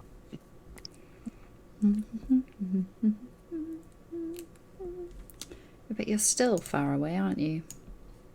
Yes, you are. Gideon, keeping range. I don't even know where the hell she is, to be honest. She's disappeared. She's like right at the back of the map. Oh She's my like, God. yeah, no, not in this. She's like, I've been on this road before in a previous life. Can you make me a dex save, please, Blaze? Yes. 18. Okay, that is a success. I just need to roll because you take half damage. So you're going to take 11 cold damage as the like wolf kind of takes this big deep breath in and then breathes it out at you and blasts freezing wind into your face. I've also just remembered though, should I have been taking their piercing damage half damage? Because I've raged. Yeah, because you're raging. Yeah. Were you giving me the half or? No. No, I wasn't either. It's fine. We'll remember that for next time. Yeah. So what was this? This was. This is 9, cold. did you say? Yeah. No, 11 cold damage. 11. The other one is going to keep snapping with a 16 to hit. Meh. Yep, defo hits. Yeah, sorry. 12 piercing. Jesus. Okay. And it's your turn. Can I change back before I attack? Yes. Awesome, let's use my bonus action to do that then. Mhm. And then I am going to cast Primal Savagery on myself to attack the wolf in front of me. Yep.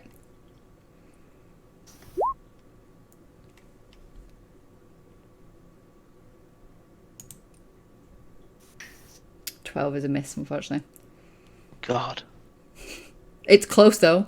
It's close. The AC is 13. You're getting there. Well, I have fortunately just deleted all the damage that you've done, so that's quite nice. Yeah. Win-win. That's everything, yeah? Yeah, done. Endo. Endo would look and see Duramiah. Now, normally he would immediately run to Duramiah's aid. However, based on what Duramiah's just said, he feels that Duramiah is solely confident for this fight and possibly doesn't need me or Mia. Just in jest, of course. But there are 2 over there with that wolf, so he would potentially just run straight at this one. And just start slapping the living shit out of it as best he can with his chonky girth or girthy chonk. That is a miss, unfortunately. Okay, going in for his second attack.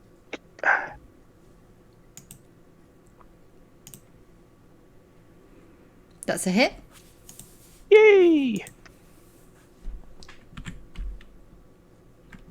Nice. And with that, he's going to attempt a grapple again. Oh god. Okay. Yep, this is what he was invented for. Might as well try. Yeah, you managed to grapple it. Yes! Just. Oh, yes! I'm sorry, guys. I'm just really excited about this because this is the whole point of why Endo was created. Yes! So am I that'll be allowed... it. Oh, yeah, of course. Yeah. Yep, that'll be it. So yeah, with my successful communication, I could just shout out, because obviously I can't turn to Durham. I'm just going to be like, I've got him! Endo's got him! Do something! Okay. Durham. I'll turn around, see that Mare has transformed out of wolf form, nod at him, and just need a hand, and swing the sunsaw at the wolf he's fighting. Mm-hmm. Getting a 23 hits. Yep.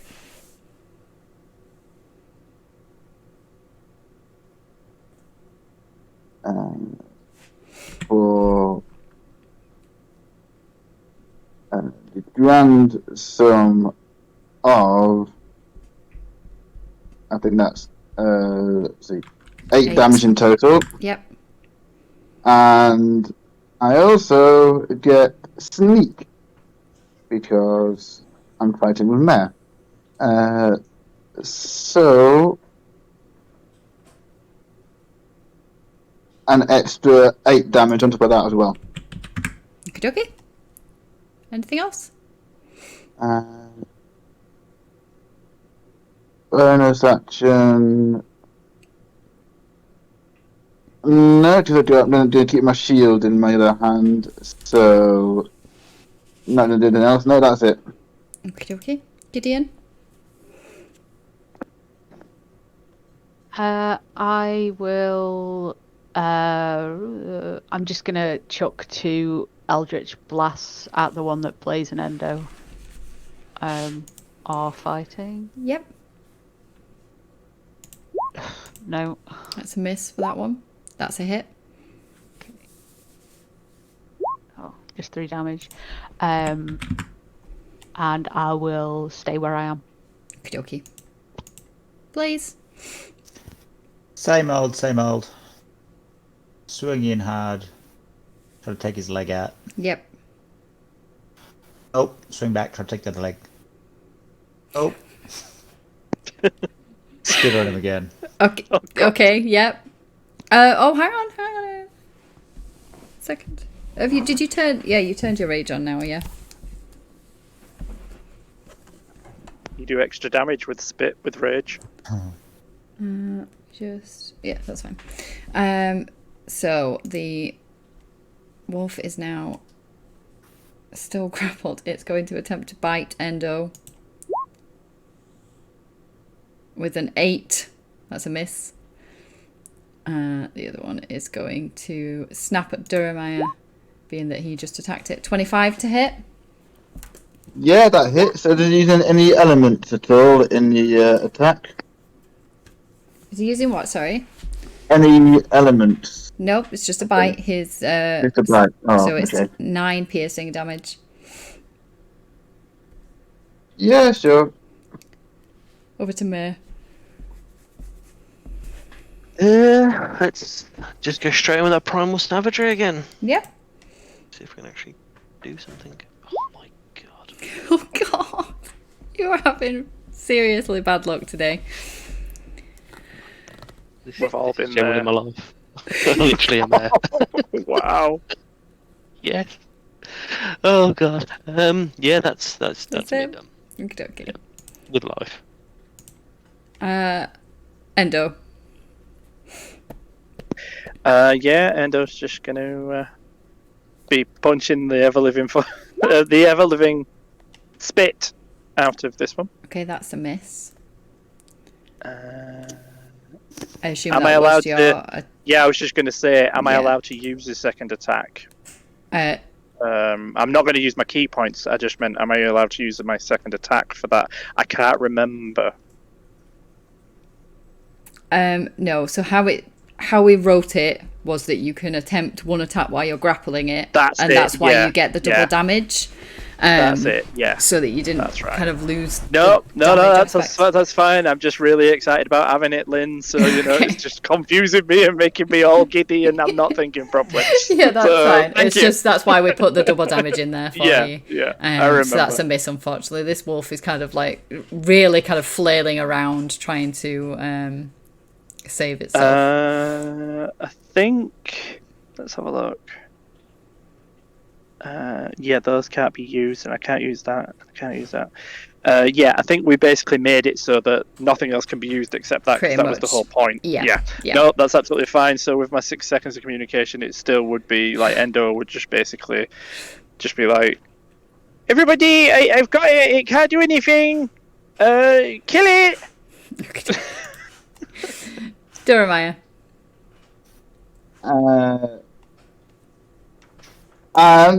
If it ain't broke, it don't need fixing. So they are gonna swing with the sword again. Getting used to the feel of the blade at this point. With a 24 to hit. Yep.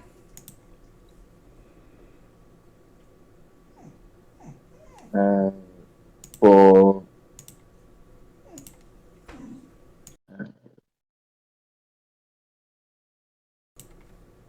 If that damage come through for you? Because I can't puddle I back to haven't my got any screen. damage yet. Oh, now There it's we all go. come through. Yep. 16. And I get sneak as well for an extra 2d6,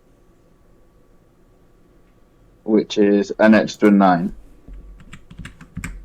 Okie dokie. Yeah. That it?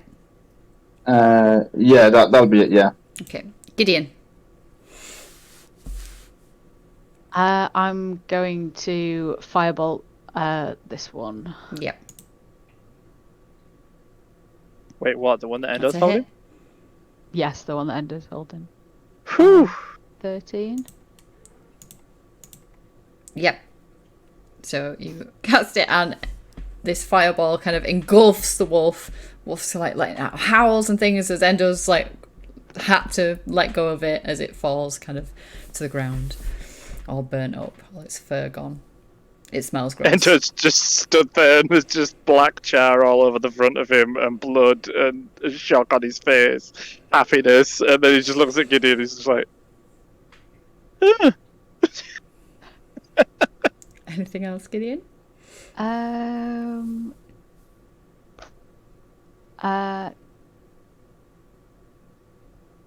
I will go here, pick Oinkfat up, and then both of us will start scurrying this way a little bit to about there. Okie dokie. Blaze. How tall are these wolves? How tall are these wolves? Tall. Does it tell me how tall they are? It doesn't tell me how tall what are they they classed? What are they classed as? They're large. Right, They're if a they're large classed as monstrosity. large, then I think they're about monstrosity. Oh, they could be anything.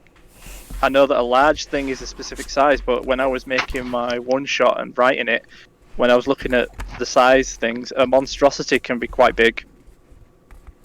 I'd say over 6 feet would be a safe guess. Yeah, definitely. Yeah, definitely. Because And we're all about 6'5", 6'6", or somewhere around 6'5", 6'6". So yeah, these are taller than us. Yeah, I was And going to say not clear. all of you, little Gideon. a little Gideon. So the clearance underneath it, from between its feet to its underside. A clack. Like 3.5 Sweet. feet. Sweet. So yeah, Ez is going to come charging over and just do like a slide underneath with his Oh, I see. Yeah. wave up and just try to go slice through as he slides under to come out the other side. Okay. Yep. And 15 for 3 That's a slash. hit. Yep. Launch back up and with momentum spring up, then try to bring it down and slice it across down through its back.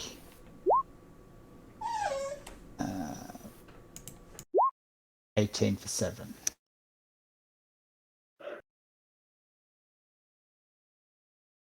and I'll roar at it.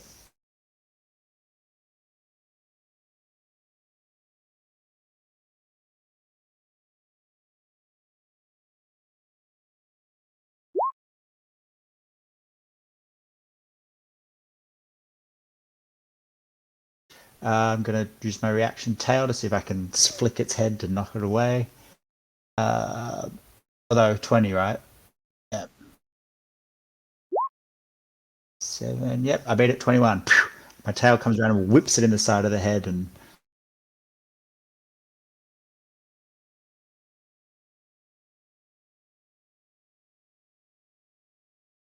Oh. Finish it off.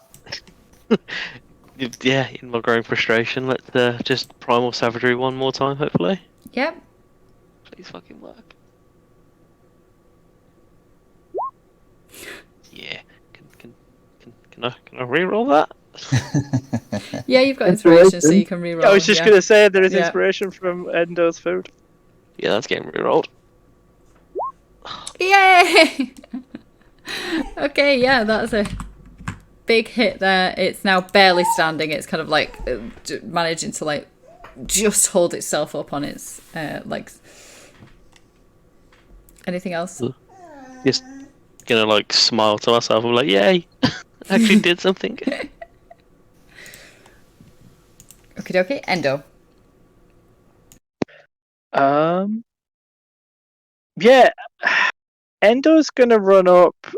Oh wait, hold on. 5, 10, 15, 20. I mean, what am I even doing? Endo's got loads of movement. Yeah, he's gonna run up to here. Having seen that it doesn't seem like there's much danger, but Mia seems to be having a little bit of like irritation with these creatures. I don't really want to kill it. I just want to grapple it so that he can kill it. Okay. Is that possible, or So you I want to know it'd grapple probably it? be my I think it'd be my Yeah, you whole can action turn if I grapple, attempted yeah. to just action. Yeah, I'll just action grapple, and forego the rest of my turn. That is a fail, unfortunately.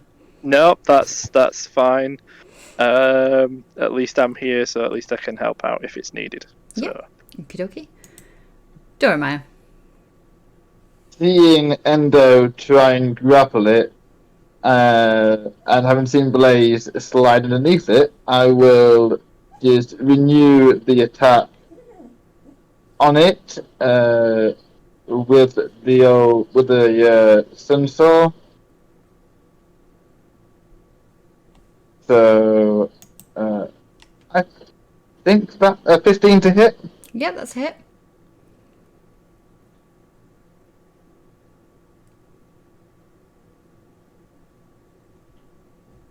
For 9 slashing, and once my trust, that's 10 damage in total. Yep, so that's enough to finish it off. As the wolf kind of falls to the sun saw. I look around and say to everybody, well, it's a good job I was here. Endo just turns to him and is like, absolutely, well done. That was awful. I'll just pull out the potion of greater healing that Gideon gave me earlier, and just down it. Okay, yeah. So that's 4d4 plus 4.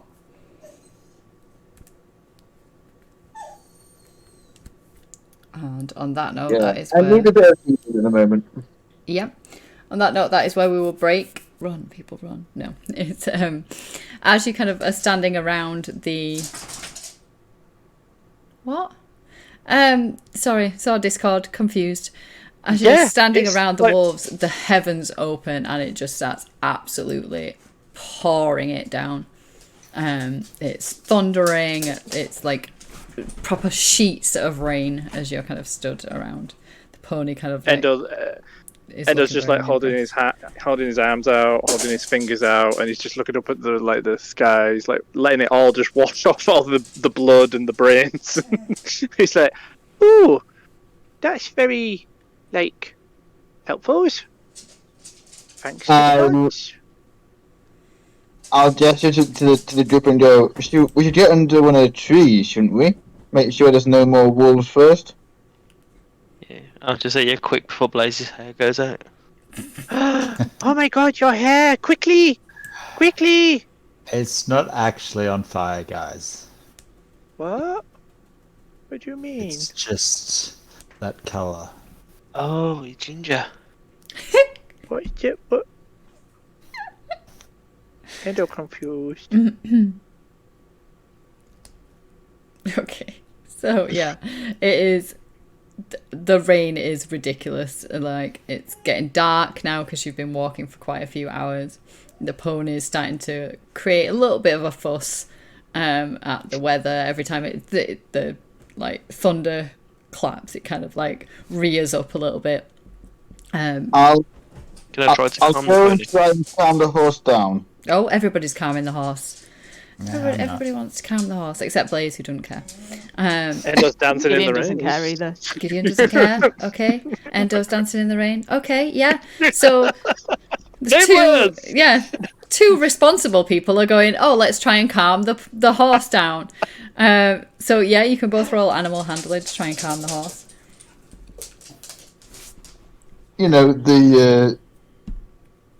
I can't beat that, but I can do relatively well with a 19. Yep, so kind of, it's almost like kind of May has like some link to the horse. Kind of like put your hand on the top of its head and it immediately starts kind of calming down, but seems quite reluctant to move. It's as if you're going to have a real struggle to try and get this horse to move very far, and you know that you're at least another day's journey away from more than a day's journey away from the village that you need to go to. Okay, God's sake. sorry, Lynn, go on. I apologise. No, I was reading your bloody thing in the... I will. I was just gonna say, Yep. seeing Duramaya and Mia struggling, Endo would reach for the control harness. I'm assuming it's got some form of like hand harness. Yep. Yeah, he would basically reach for that and gently just lean forward with his chonk and almost gently pull it. Not rag it. He's not pulling off the pony's head. All right, that's what I've got visions of you turning this into with the dice. He's not ripping off the pony's head. If there's any resistance, he'd stop. He's just gently like pulling it to coerce it. Do I need to do anything? Animal handling or strength or... I guess strength, because you're trying to pull the horse. Intact, yeah, not just its head and the harness. Yeah, it does not Okay. move. So like that, Endo don't know what else to do. He just saw the other two people struggling, so he tried to help. As I pat the horse down and try and calm it, I will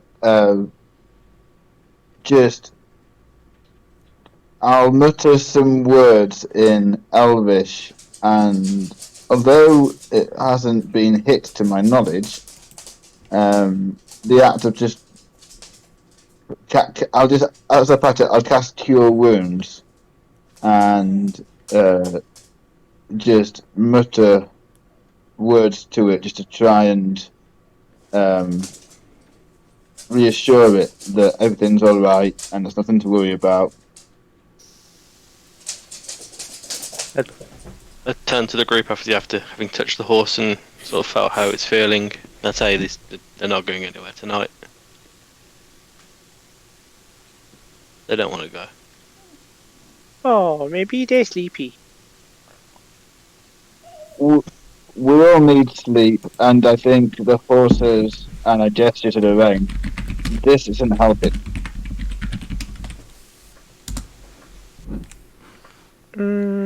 18. 14, I think. 18. No, 13, sorry. Okay. Passives, what? Perception. Which one? Perception. 11. 11. 12. Okay, so the people with the super high, so Endo and Duramiah. Off into the woods, you can see a light just shining through. Not in the direction where the wolves came from, so not this way. It's kind of over this direction. Are you sure this isn't Barovia? I'm sure. You can see what seems to be like a small point of like orange light, as if like a candle light or something like that, or a fire. I'll point this out to the group and go, I think over there may be, there looks to be a fire of sorts. Where there's fire, there's people. They may be willing, they may not, but we can try and lead the horse closer to them. At least tie the horse to one of these trees and unhitch a cart from it, so at least the poor horse isn't carrying a whole weight all night. I ask Endo if he thinks he could move the cart closer to the trees to at least hide it a bit off the road. Like being interacted with by the new guy. Like Endo's all like chuffed and really, really happy. He's like, oh, but yeah, Endo will try. Endo will try. I just We have nod. faith in you, Endo. We have faith in you. And yeah, so and I untie the horses and try and lead them towards the light. Okay. And are you trying to move the cart then? Yeah, I'll move the cart or I'll try to move the cart to wherever Mir instructed was I'll the assist safest him. looking location. I'll assist him. Yeah, okay, Cool. so you roll with advantage if you just do straight strength for me. Nice, nice.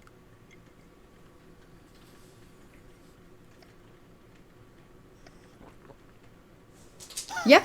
Oh my good god. So with the both, like you, when you He's first tired grab after hold all of the it, grappling. Endo, yeah, you've just been in a fight and things. It's kind of like the road is getting a bit muddy, so the weight of the cart, because the horse has been stood still for so long, is kind of like sinking a little bit into it, making it difficult to kind of like just get it started.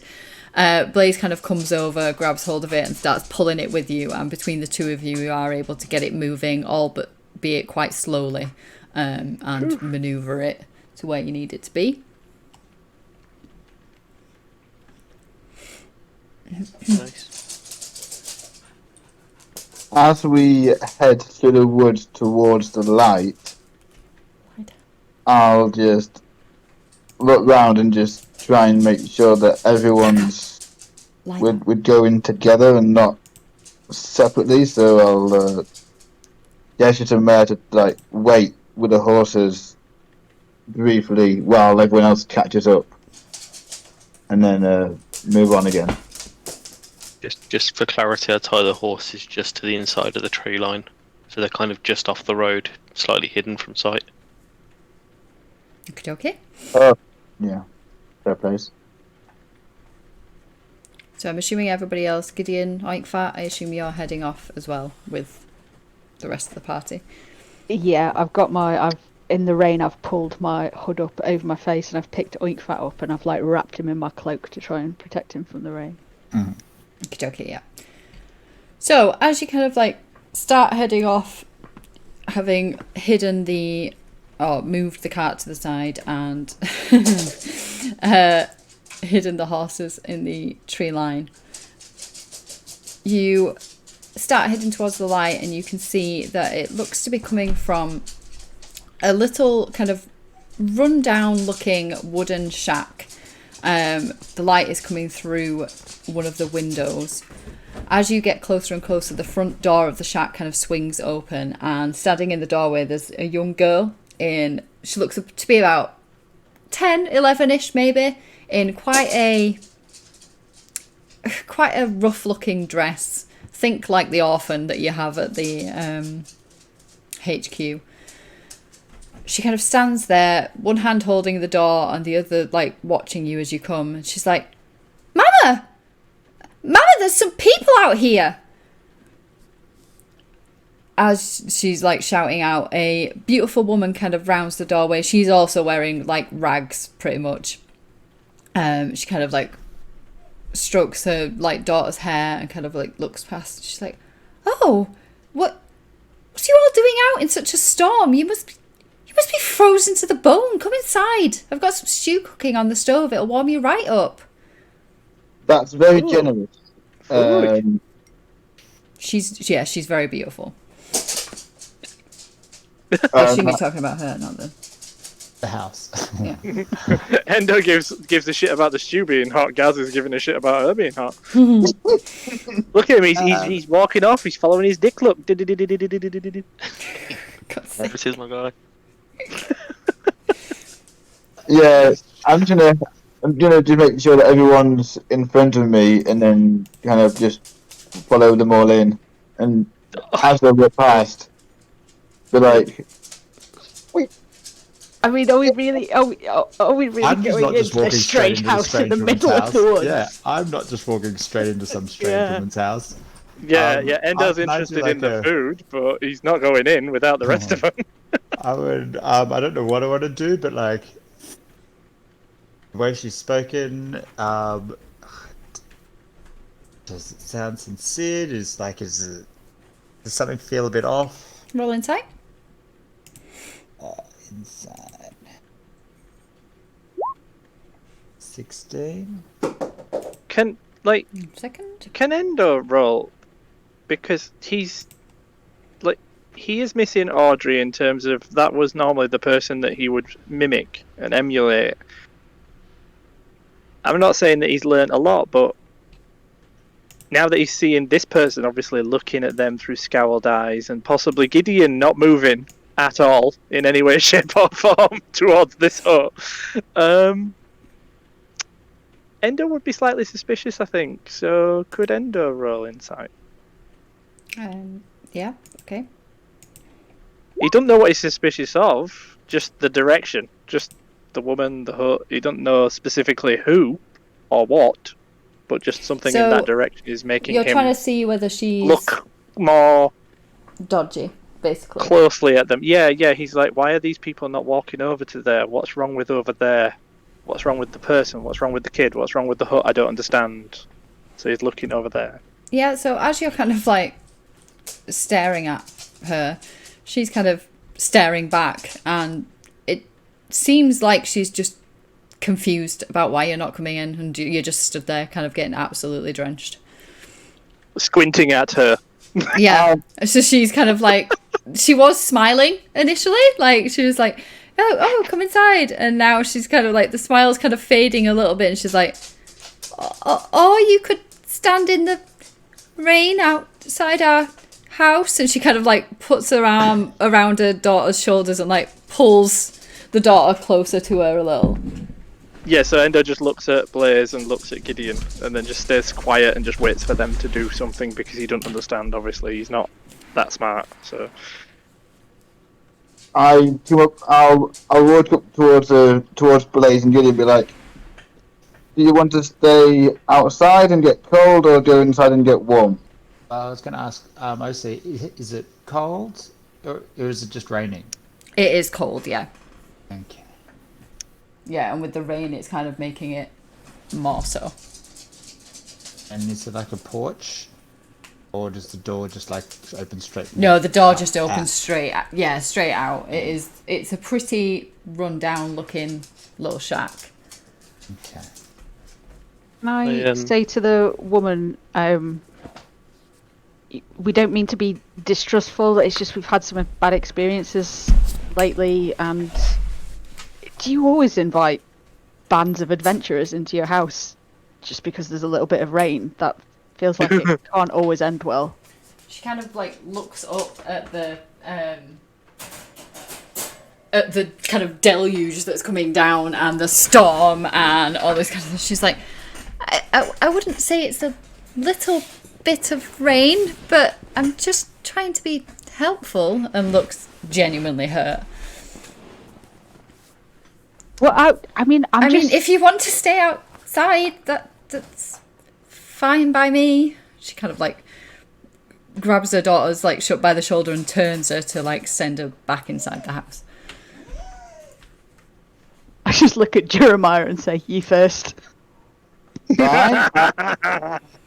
I will say, well, thank you for the generosity, and if you're willing to have this ragtag bunch inside, we'd be grateful, and I'll start walking towards the door. Okay. 1 second, sorry, let me sort my dog out.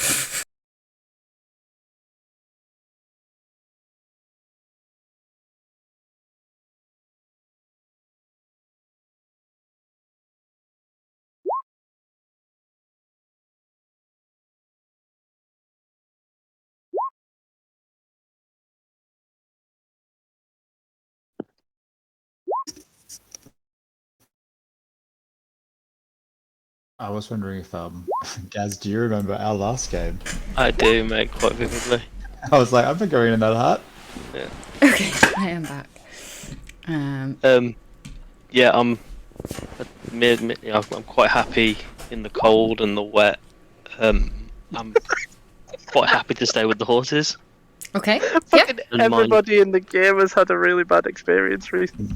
I'll go in, but I'm just planning to stay by the door when I go in. Okay, yeah. Yeah, I'm quite happy outside in the cold, so I offer to stay with the horses. Yeah. Okay, yeah. If you guys want to go in and get warm, I'm built for this. Endo's Endo I don't know, like Endo wants to follow the people that he trusts the most and that he knows. And like Jeremiah wants to just walk straight into this stranger's hut, but he's seen that other people are very, very skeptical about this person, and so what he's gonna do for the very first time in his life is he's gonna pick the third option. And he's gonna stay with the new person. Since he's now wearing his snazzy little cold sandals, so cold weather doesn't really bother him that much. He's just piss wet through, stood there, big fat naked man in a nappy. And sandals. And sandals.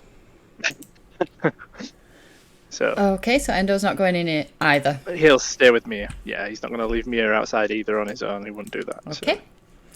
So Blaze, Jeremiah, and Gideon are going in. Yes. Yeah.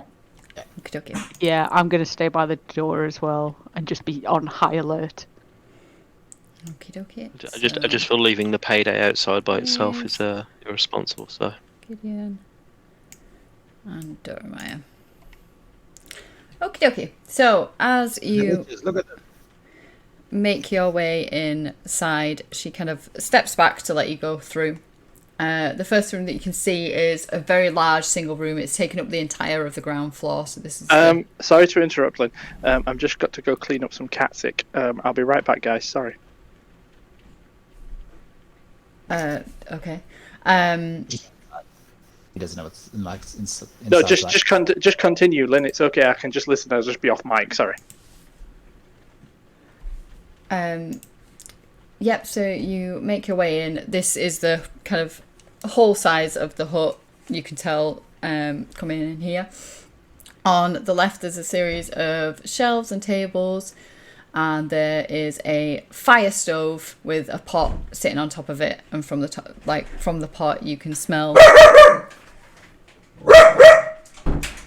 You can smell. 1 second. Sorry.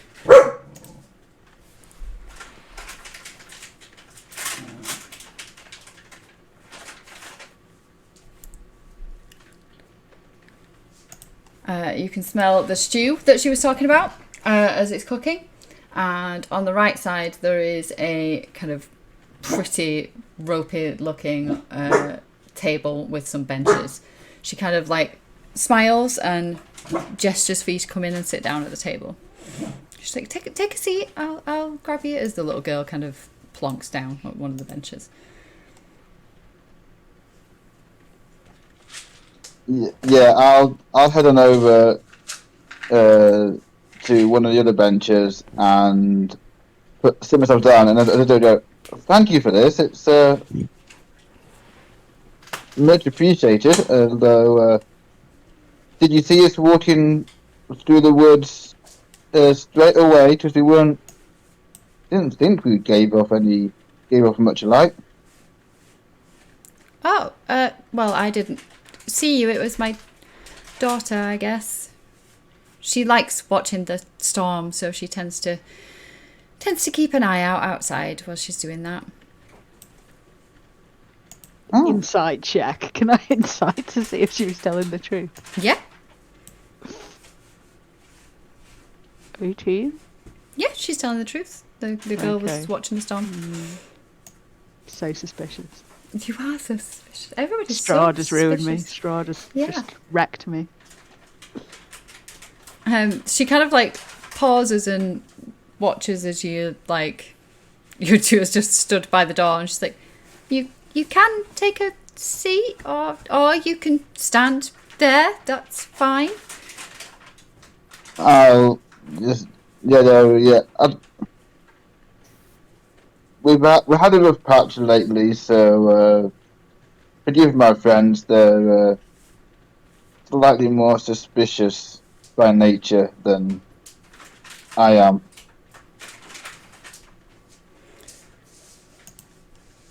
Oh, well, that's understandable. I guess we don't really have. We're not really a threat. She kind of like looks to between like herself and her daughter. We just had a big fight outside with a pack of giant wolves, so Wolves? What do you mean? Like here in the wood? not in the wood itself, on the road, by the just where we came from. We literally just finished off the fight, and then the deluge opened up. Oh. Well, that's a little bit scary. They won't hurt you now because, well, They're dead. yeah.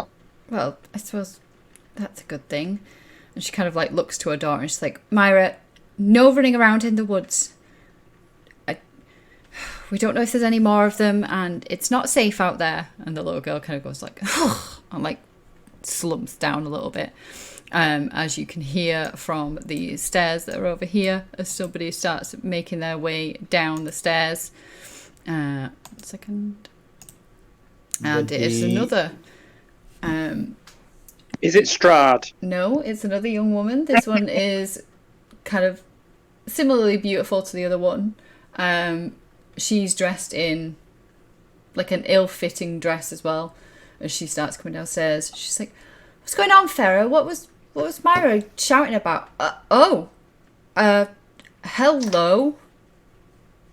guess we have visitors.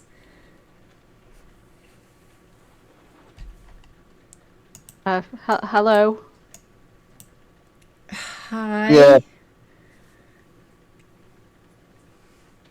We were outside in the rain, got invited in.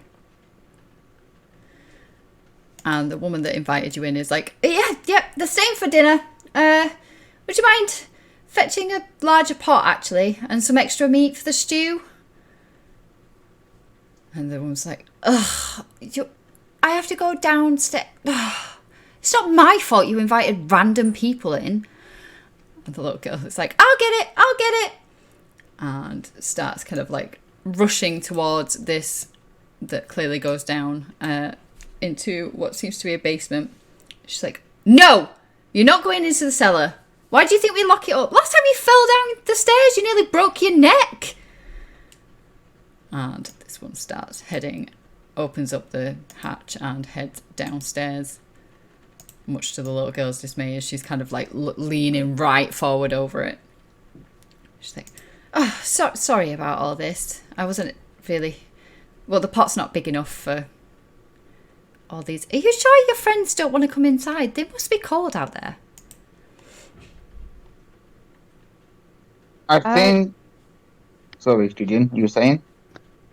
Well, one of them is not really our friend yet, but he said he quite liked the cold, and yeah, I mean, you can't leave somebody on their own, can you? So, But thank you for inviting us in. I'm sorry we're suspicious. It's very kind of you. Do you get a lot of visitors out here, or hear about a lot of trouble on the road? Well, not. I mean, there's always some trouble on the road, you know, bandits and things like that. But I'd not heard of giant wolves in the forest before. That sounds quite scary. And as far as visitors, occasionally, yeah, the next inn's not for a little while up the road. And if the weather turns like this, then, you know, we get a few people knocking on the door. Some less friendly than others. Peering into the pot and sort of wafting the smell into my nose and having a big sniff, and they'd be like, "Do you get many visitors then? Does the weather turn that often?" The weather can be a bit unpredictable around here, to be honest, but yeah, I mean, we don't get, like, it's not like every day or something, but we get them quite regularly, yeah. And she kind of like starts heading over to the pot as the other woman re-emerges from downstairs, holding a larger pot in her hand and a sack that has some sort of dark red stain on the bottom of it. And starts making her way over as the little girl goes and sits back down at the table. I don't know what they'd be like come morning, but if you wanted, those wolves are out there. The pelts could be quite helpful for you. Like, the one that's done most of the talking kind of like looks just like, I don't know if I know how to skin a wolf. I mean, we got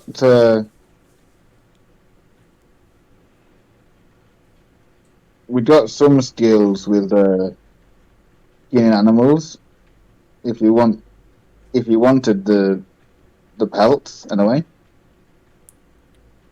And she kind of like looks around Blaze and looks at her sister and is like, I mean, it could be useful, to be honest. Myra's been getting quite cold in the nights.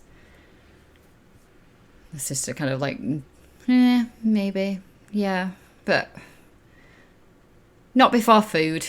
And kind of like starts transferring what was cooking in the smaller pot into the bigger pot. Yeah. Just not going to let myself be surrounded on either side by two strange women. I mean, oh wow, I could totally say something. I'll message you at you. Oh, God. Is this like a table or something? Yes. I'll just sort of lean against that. Can I sidle over to the... Is this the young girl? Yep. It's at the table, yeah. Yeah, can I just sidle over to her and say, "Oh, it sounds like it's really dangerous downstairs. Do you go down there a lot?" She kind of like looks up and she's like, not anymore, no. I fell down the stairs. Nearly cracked my head open, my mum said. She said you can't remember. I hit my head pretty hard.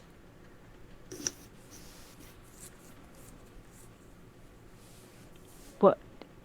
How come you wanted to go downstairs? What's down there? Not much really. It's where we keep all the food. Yeah, I guess you must have to keep things well stocked up, being a little bit out here in the woods on your own. She's kind of like nodding as if she's like totally worldly wise, you know. She's like, yeah. Because you don't Loving get visitors. the veiled interrogation. Because you don't get visitors very often. That's what your mum said. Not super often, no. Do you have people for dinner a lot? God! So, Do you have people for dinner a lot? You know, over for dinner. That's mine. I'm trying to get her. I'm trying to trip her up. She's like, I mean, sometimes if it's getting late and they kind of come around, then yeah, I guess. It's really nice of you to do that for people. I mean, it's pretty horrible out there. I like mean, the look rain. look, you like the rain? Yeah. Oh, but I mean, I'm all like, look how wet my cloak is. It totally ruins my outfit. I mean, She kind of like looks you up and down and she's like, I wouldn't know. And then looks at her own like terrible dress.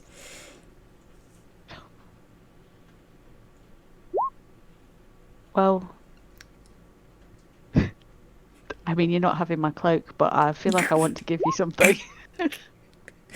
Let me just have a rummage through my inventory and see if I've got anything that you might be able to have. So it must be those wild wolves and everything out there. It must be a little bit daunting for a house full of just 3 women. Do not worry, other than just the wolves, about raiders or... The one that went down into the cellar kind of like looks up at you and it's like, Raiders, have you looked around? We've got nothing to take. Well, raiders, if you're lucky, I suppose.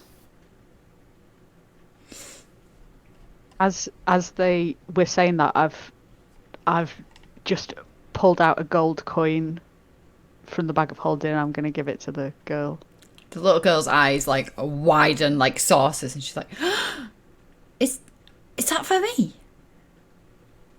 Yeah, because you've been so nice to us and given us some shelter, and then maybe you could buy yourself a cloak too, or whatever you want, really. I could get a new dress. Yeah. One you of the could. fancy You could- ones. I lean over and whisper, maybe even get your mum and, I guess, her sister one as well at the same time. Yeah, that's my auntie. I don't know if this is enough to get us all dresses. I want a really fancy dress. Pull out another Oh, 4 wow. gold and give them to her. Her eyes got even wider now. She's like, and she kind of like is holding them, but like almost holding them back toward you. And she's like, lady, what are you doing? I just want to say thank you for getting us inside and giving us some food and letting us warm up. This is a lot, though. Well, we do jobs for money and don't really have anything to spend it on, so I've got a little bit and, want to say thank you. Oh, thanks. Then, do I have to share this? Not if you don't want to. She starts grinning like proper from ear to ear as the like auntie kind of comes and sidles up and leans against the table. Like, so, where are you all headed? Just heading on to the next village. We're just delivering some stone. Oh, unlucky to be caught in this. And she kind of like gestures towards the window. Yeah, we've Yeah. had worse. It's not the nicest of weather to be out on the road in, but it is what it is. You roll the dice.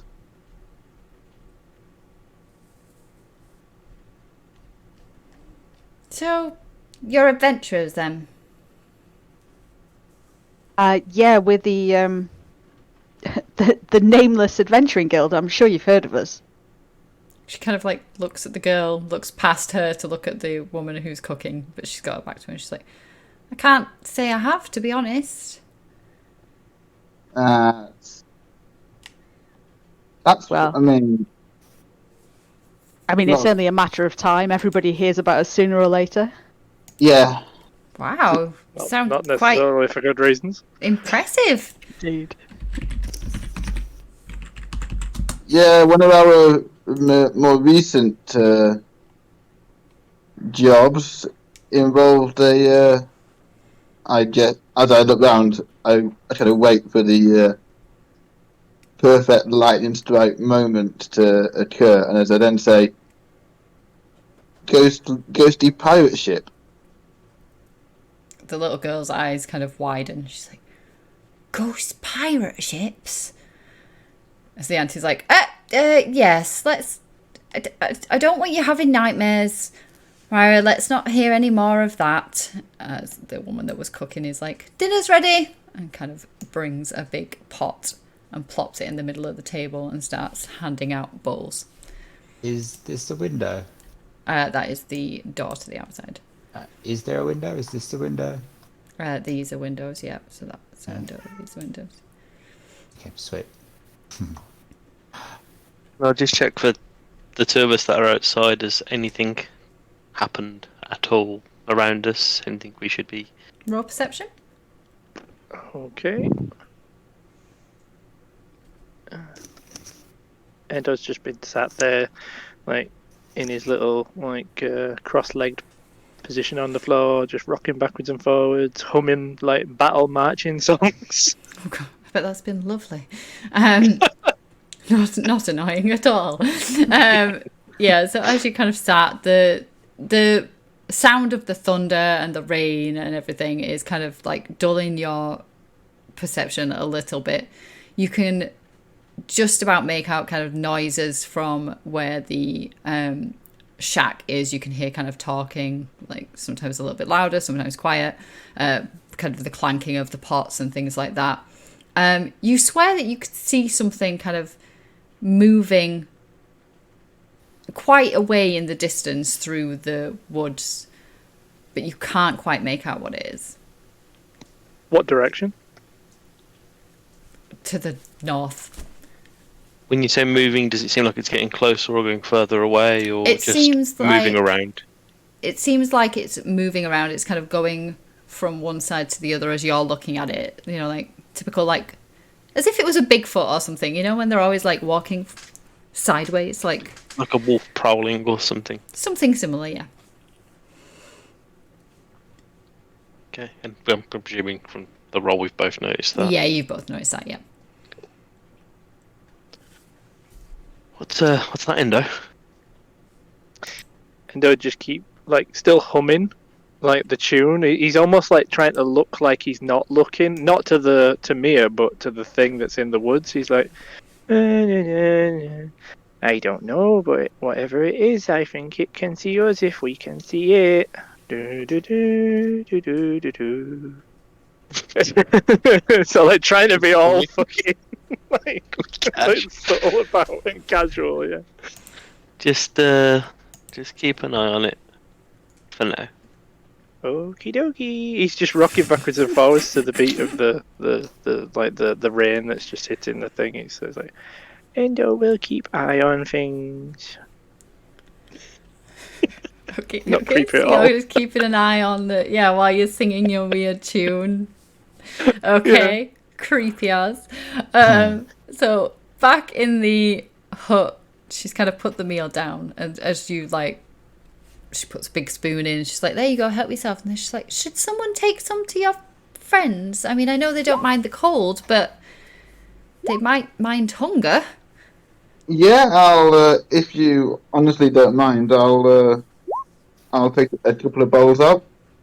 Of course. And she kind of like puts some stew into the bowls, grabs some bread, and just kind of like has to dump it in the bowls as well, like because obviously she can't put it on anything else. She's like, "There you go."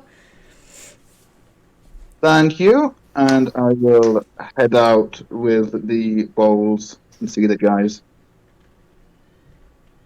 Yep. I'll take the bowl of the food and sort of go stand next to the window. Take a spoonful of it and bend down and offer it to Oink Fat. Yeah. Yeah, I think Oinkfat would probably give it a sniff and then eat it. I mean, he's a pig. Pigs eat anything. That is very true. Does anything happen to Oink Fat?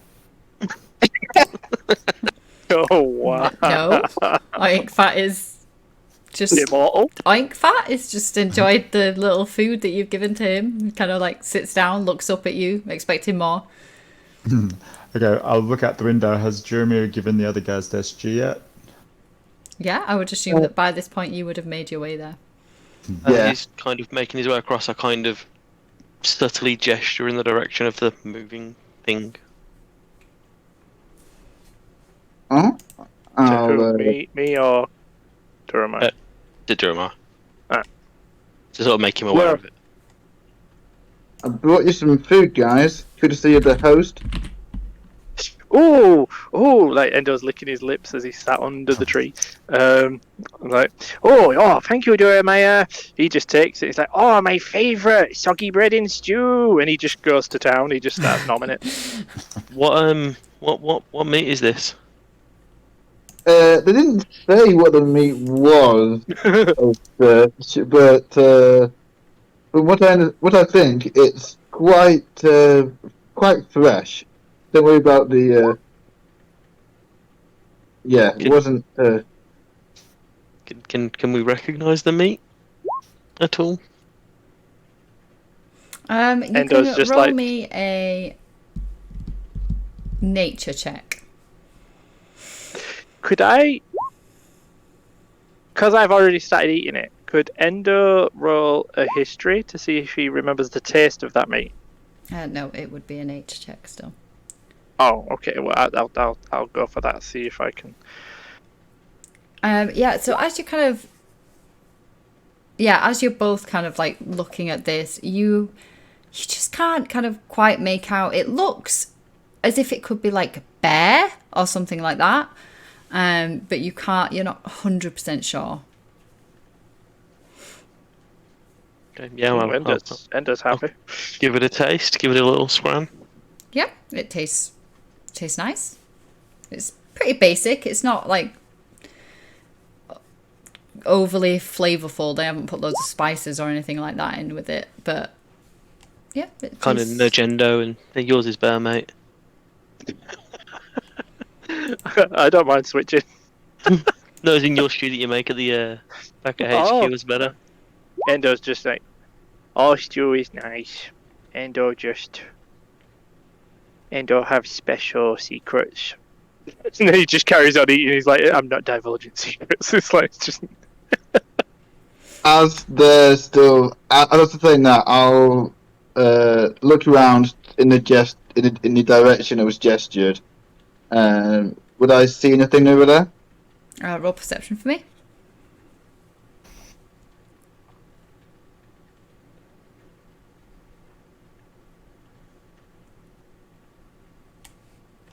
Uh, 21. Yeah, so you can see movement coming up from like the north, kind of like over here in the trees. You can't quite make out what it is, but there is something quite large moving through the woods up there. I'll keep that in mind and just enjoy your stew, guys. I'm enjoying a house of my own. Haven't yet had the chance to taste it yet, but yeah, I'll be back soon. It's very nice, Jeremiah. Say And thank I'll- you for me, please. Not entirely sure I can save any, but No, I said say thank you for me, please. we'll do. Yeah, we'll do. And I'll head back inside. Okie dokie. 1 second. There you go. So I should be watching. Has any of our hosts started eating the food? Yeah, pretty much as soon as the ball was put down, the little girl immediately kind of grabbed a spoonful of it, put it in a bowl, and started eating with the bread. Yeah. The others are a bit more like they take their time a little bit. They're trying to be a bit more civilized with it, but the little girl does not care. Having watched Oinkvat and the hosts, I'll now take a little.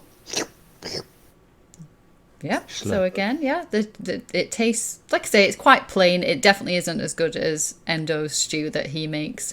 It's quite basic, but it tastes quite reasonable as you're kind of like start eating, the woman that was cooking it kind of smiles. She's like, I hope that it's okay for you.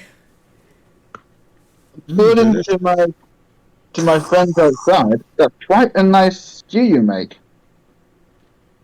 Well, to be fair, anything that's hot and filling on a day like this is good, isn't it? So, I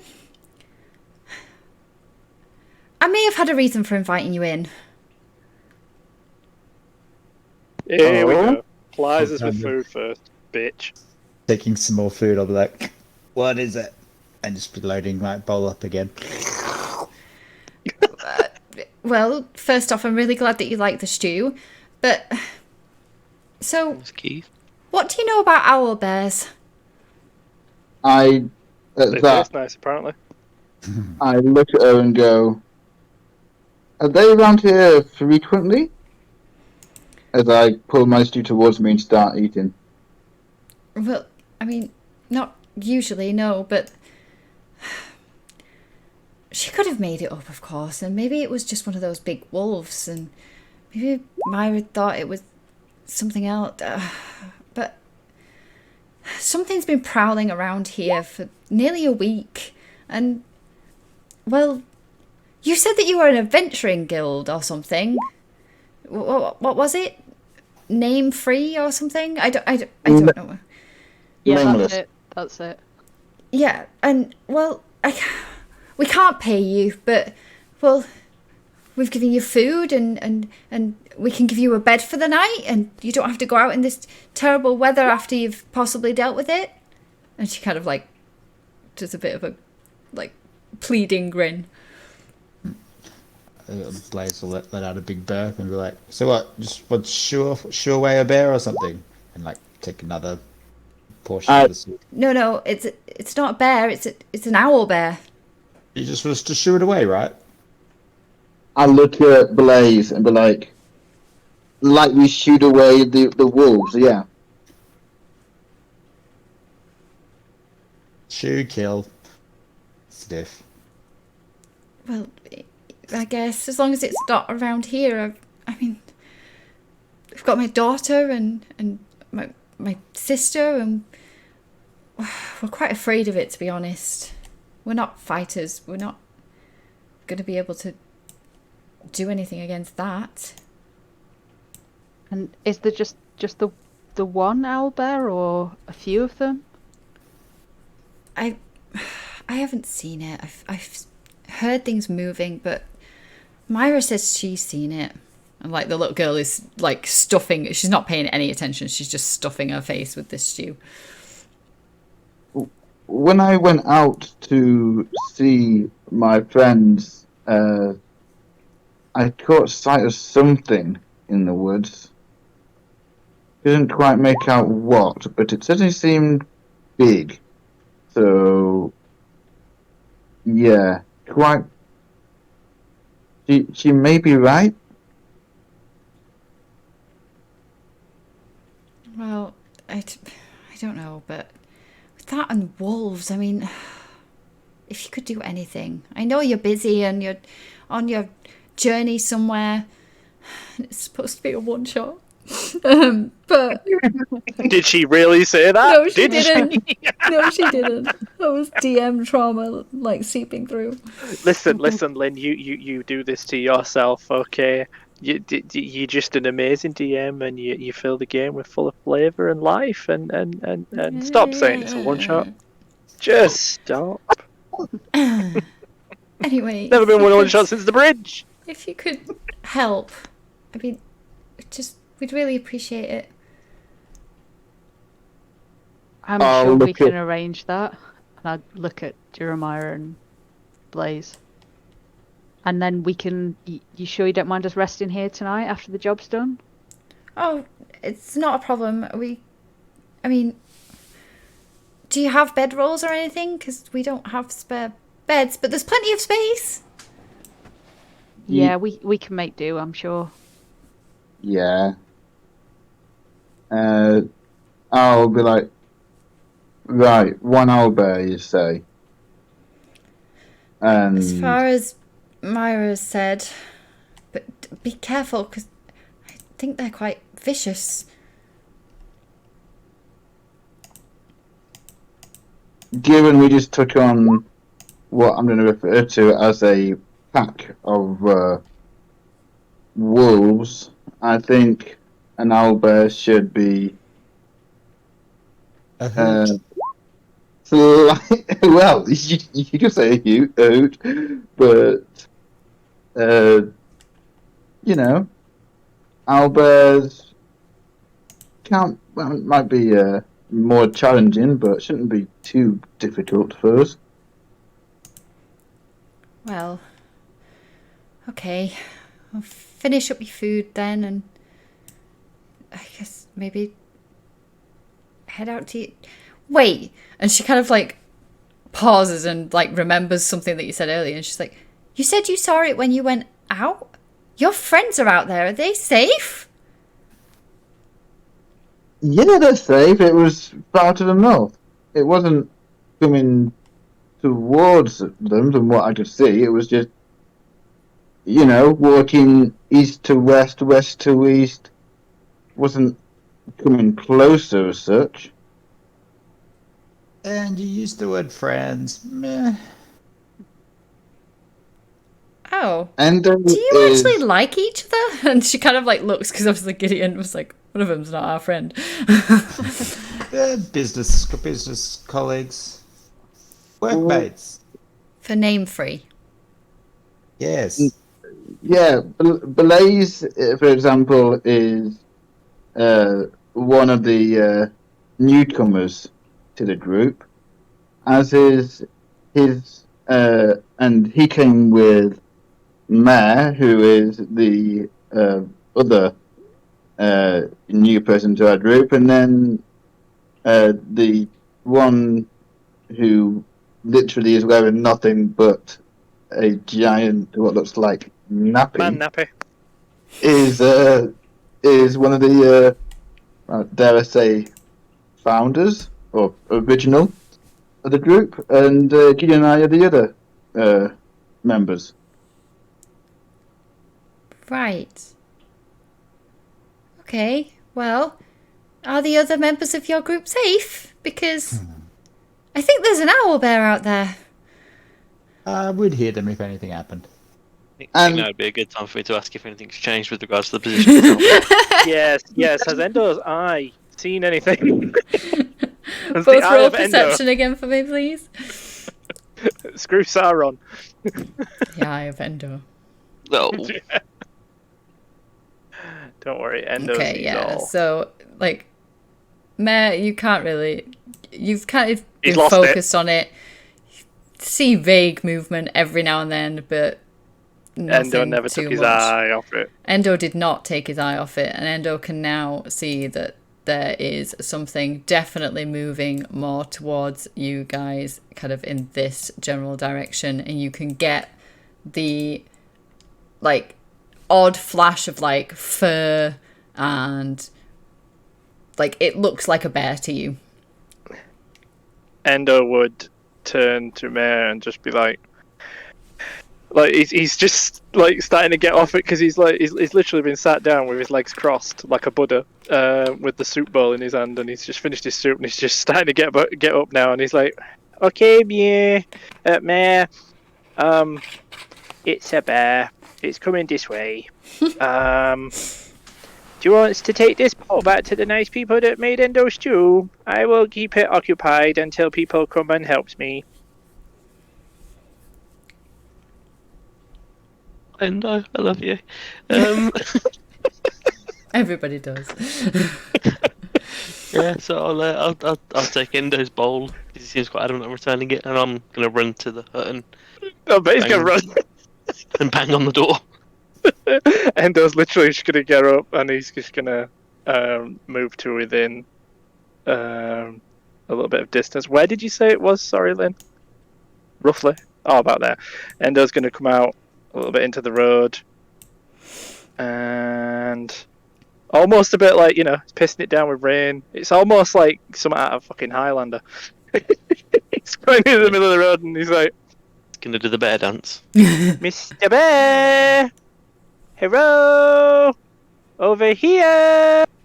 Endo ready! And then he's literally just gonna implacable stance and just be ready and waiting, so he made plenty of noise to try and attract it over. Okay, yeah. In the meantime, Mare has like run quite speedily to the hut. I'll just pop you inside the doorway. Where the hell is your token? There. Would we have heard Endo calling out that he was ready and everything? You can roll perception too. Oh, where are you? There. Yeah, because it's heavily raining, so... But also, Endo, this is Endo. He's not the quietest in the world. Yeah! Yeah, but you are, True. you are kind of all chatting away and... And it's raining heavily. Yeah, an 18. Yeah, so you can hear something outside. You can't hear exactly what he's saying, but you do hear his voice is kind of raised. But he wasn't raising it in like a... Fearful way. a fearful or an angry way even. So he could have just been chatting. But as you're kind of like listening out, the door flings kind of open and in comes Mare holding these bowls. I guess That was bold. things have changed, man. A What bear. do you want seconds? Big fucking bear. Right, Gideon, think it's time. Move.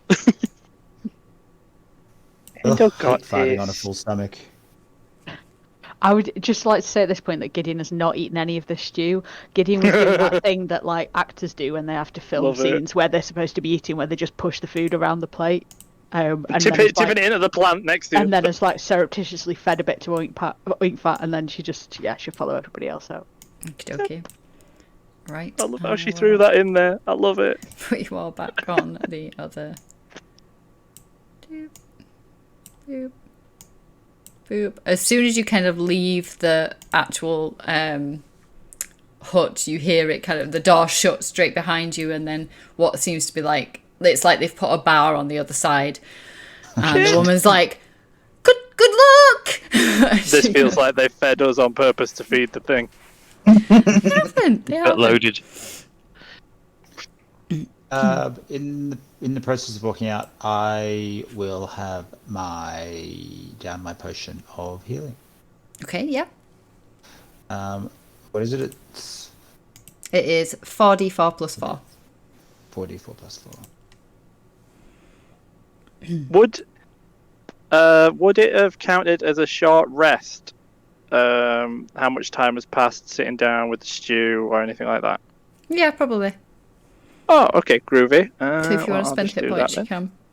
Yeah, it's more so toward my key points. But yeah, short rest. Let's use those. Take short rest and do that. I don't know if this is rolled because I'm useless at this. Ah, sweet. There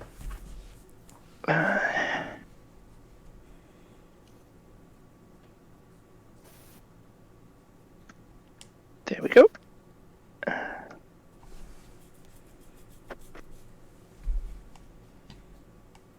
Hello, have I been booted from the party? No. We're just waiting for everybody to do their short rest. Just all you fuckers went quiet, and I'm like, oh, great. Yeah, we just kicked you. As I head outside with Blaze, would I be able to see where the bear is, given that Mayor's told me it's come closer? Roll perception for me.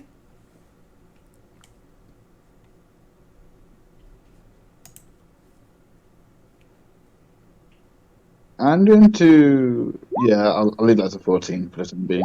Yeah, I so mean- as you're kind of making your way back, you can see Endo, and he's staring off up this In one direction. specific direction, yeah. I was gonna say. Obviously, very in a stance, ready to fight. So you would assume it was coming from this kind of direction. As you look up again, you can see kind of it's clearly moving through the trees, slowly kind of coming closer. You can see fur but can't quite make it out properly. I'll put Aydre's shield on my back, draw my longbow, and just try and find somewhere behind one of the trees to like hide, and try and go into stealth. Okay, yeah, roll stealth for me.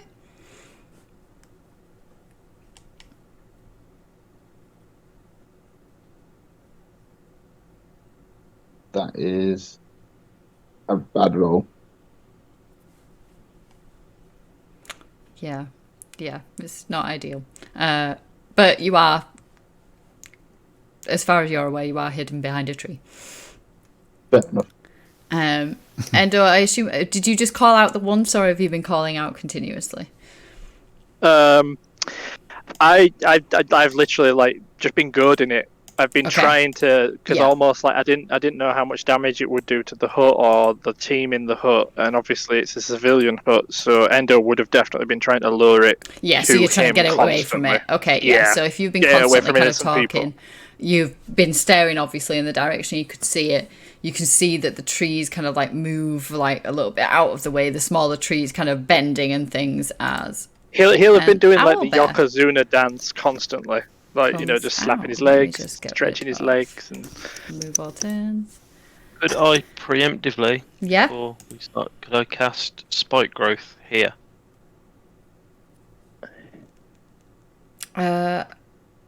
So, across that, I'm on a different layer, so I can't do it. Yeah. Okay, yeah. Okay. If you just draw, so if you go to the little, it looks like a paintbrush. Yep. And just draw the line where you want it to be, just so that I can see it, so that I remember that it's there. Oh, I just wanted to say that I cast, I did Implacable Stance. I know. Yeah, you mentioned it when you studied. Yeah. Thank you. Really badly done. Sorry, but it's about there. That's fine. As long as there's a line there, I don't care how neat it is. That's fine. So. It's a sphere, isn't it? So yeah. You shall not pass. Sorry, Dom. Oh, that was a class of yeah. I tried that once. Didn't work too well. Okay, that's everybody. Yes, it is. Okie dokie. Up first is Blaze. Yeah, he is. So hang on, let me just have a look. So it is a sphere of 20 feet. I can do something about that to show exactly where it is. 1 second. I love it. Up first is Blaze. It's like, yeah, he is. 20 feet. It might not be in exactly the right place to start with. So 20 feet sphere would be like that. Oh. So what's that, sorry? That is... Let's go sting Endo is what that's going to do. Oh, I put it in the wrong place. Sorry, Endo. That is spike growth. So he pinged it to the... Because I was there when he did it, I saw it happen, so I know it's there, right? Yeah. Yes, you know it's there. Yeah. My boots, I believe, if it depends on what it actually does, but if it makes it difficult terrain or anything like that, my boots negate that, so... Don't generally run into it. Yeah, just don't go into it. It basically causes piercing damage. It's basically loads of like thorns and... right. Yeah. The ground... Oh, it's like what Eric used to have. Yeah, so it's basically the ground has kind of grown all these spikes and thorns and things. It becomes difficult terrain, and when you move into and through it, you get 2d4 piercing damage. Yeah, I'd be able to move through it apart from the piercing. Yeah, so I thought if you're going to draw the owlbear towards you... Yep. Yeah. Definitely a good idea. Yank it a little bit on its way. I'm going to give you my inspiration point for this session for your roleplay and your tactics, sir. So, with DM's permission, fighting. You have got... Yeah, you rolled a shit. But, but that's not your fault. Wow. That's the luck of the dice. Wow. As long as DM's discretion... Your inspiration point is yours to give away. Okay, well, I give it to Mia. Much love. Alrighty. Blaze is gonna skirt around the side of wrong icon of the obstruction to here. Yep. And bonus action, Misty Step over to here. And go slash. Yep. Does a 12 hit? 12 does not hit. Alright. Does a 18 hit? Yes. Or 10? 10. Yep. And I still then have another 20 feet of movement. So I shall move to there. Okay. Is that everything? And I'm like, oi! I'm just like waving my glaive around and trying to distract it to drag it my way. Okie dokie. Jeremiah. I am going to just stay where I am for the time being. Mm-hmm. But I'm just gonna steady myself. Make sure I'm actually aiming. I'm focusing on the owlbear, and with bonus action steady aim, so I get advantage. I'm gonna have first shot launch out at it. Does a what was it? 19 hit Yep. for 1 to get.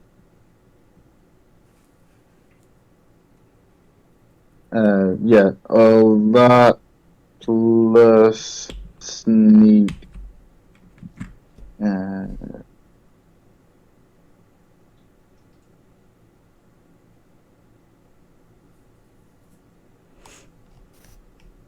So yeah, that is 17 damage in total. Yep. And yeah, that's it. I will end my turn there. Okie dokie. Meh. So it's already taken the damage for being in the circle. Awesome. Just gonna move slightly closer, then I'm gonna Thorn Whip. Okie dokie. Oh! Nat 20. Nice. Nice. Okay, you're finally making up for it, friend. There were only wolves before, but I take it when it counts. Nice. Yeah, there you go. Guessing Yeah. a nat 20 hits. Yeah, and does quite a chunk of damage as this owlbear kind of lets out this weird screech. Anything else? That is me done. Endo. Yeah, Endo is a little bit stuck because he was hoping that it would lure the chonk creature toward him, and it's not. So, yeah. And also, for some strange reason, my laptop won't let me move the map at all. Now, because that circle, was made, as I was already stood there. Am I to assume that I'm not actually in it? If I move further I'll just say forward, that am I you're in right on the edge of it, basically. Yeah. So it doesn't take up the whole 5-foot square that you're stood in. So I'm going to say that you stood just on the edge of it because I'm nice like that. I can't. That was activate kind of my intention, if that's any help. Yes. I assumed that you weren't like, haha, screw you, Endo. I can't activate my token at the moment for some strange reason. It just moved a minute ago, and then since then I can't touch it. You're on the ruler option? No, I'm on the little cursor. Okay. It keeps pinging it. Oh, it's letting me move it. Right. given that there's people to my left, I would basically move down a little bit and then across and then up to here. Because I would definitely not want my good friend Duramaya to get injured. Okie dokie. And then here, I think that's it. Yeah, 5, 10. Yeah, that's plenty. And I would proceed to just keep making loads of noise and waving my arms around like a lunatic, a fat lunatic in a nappy. Okay. For all intents and purposes, I'd be like, "Over here, fluffy fellow! Come on, and you're ready." Fluffy fellow. Okay. And that'd be it. Okay, Gideon. Okay, I'm gonna bonus action cast Hex on it, and I'll give it disadvantage on strength checks in case Endo wants to grapple it. Mm-hmm. And then Eldritch Excellent. Blast. Oh no. That is a nat 1. Yeah, I'm rolling. Okay. Two people in the way. They see me rolling. Let me just find my sheet for magic. Magic. What did you roll? A 33. Okay, so Joys of having a caster where are behind you? You're there. Okay. So something about this spell goes terribly, terribly wrong, and in a puff of smoke, you find yourself stood right next to it. Oh! Sorry. That's fine. I'll do my other Eldritch Blast, but it'll be at disadvantage now. One of those was a nat 20. Oh, well, the 20 hits. Okay. So it's the Eldritch Blast damage and Hex damage as well. Yeah, okay. All right, guys. Jesus. Psychos. Didn't even get a go. Could have been friendly. It was been stalking this hurt. Yeah. Far from friendly. And Endo was like, Endo was trying to technically get a hug. He wasn't trying to kill it. Mm-hmm. You didn't hear anything offensive coming from Endo. You just heard him going, "Hello, fluffy fellow, come here." Mm-hmm. Endo ready, and then he's opening his arms. He just wanted to cuddle. Sure. I feel no remorse. Oh. Fine. Okay. Yeah, you killed the fluffy little owl bear. Well done, guys. Little? Thinking back to the discussion about the pelts in the hut, I'll look over at Gideon and be like, "You fancy skinning it or not?" Just give Jeremiah a true look of disdain, as though I would ever do such a thing, and I just walk away. I assumed you would do that because I don't imagine Gideon being like, "Yeah, okay." Fine, I'll do it then, and I'll start to skin the owlbear. Yeah, okay. Roll survival for me. No helping. Jeremiah, I love how Gideon did exactly what I knew she would. She's like, "Nope." Yes. if you want, guys, there's the wolf pelts. Yeah, Gideon, do you want to? Gideon Skin. does not. Yeah, so you managed to skin the owlbear quite professionally, actually, and most of the pelt remains intact. Endo just looks at him in disgust. He's like, "Jeremiah, you've already had stew." I mean, Endo, if you want to change the meat you use, I mean, if you want, I can try and find some way of preserving the meat till we get back to headquarters, and you can make some stew with it. Oh, that's easy. All you do is you just chop off a hawk and you just lay age on the outside. Then you cut off the dead bits and you can still eat it. my point is though, if you want, I could butcher the owlbear, so you can then take it back to headquarters and cook it in a stew if you wanted. Ooh. Okay. Just chop off her leg. Oh God. I will literally take one of the legs, and just butcher it. I say butcher it. Use my my magic dagger to cut it as professionally as possible, and here you go, Nando. So I'll put this inside inside my backpack somewhere, and we'll find a way to kind of store it. Yeah, nah, Endo just grabs it by one end, like the small end, like Bam Bam from the Flintstones, and he just gets a few, like, leaves from the trees, wraps it around the end where it's the narrowest, slings it over his shoulder, and he's just like, it's okay, Endo got it. I'll pick up the pelt and go, okay, guys, you want to head back to the hut? Find somewhere to sleep? Can I just check, did the beak come off with the pelt? I don't know. Jeremiah, did the beak come off with the pelt? I'm going to say yes. No, fair enough. The man. See, now I kind of want you to say no, because I want to know what was going on with the beak. I just wanted the beak, that was all. Okay. What's wrong with Oh you? God, we had one that collecting teeth. He's collecting beaks. We have a troll's head and a polar bear's pelt, rug, Okay. and a child, and a pig. I mean, if you want, Mayor, I know the wolf pelts are probably a bit worse to wear this moment in time, but you know, you could probably get a couple of those if you wanted.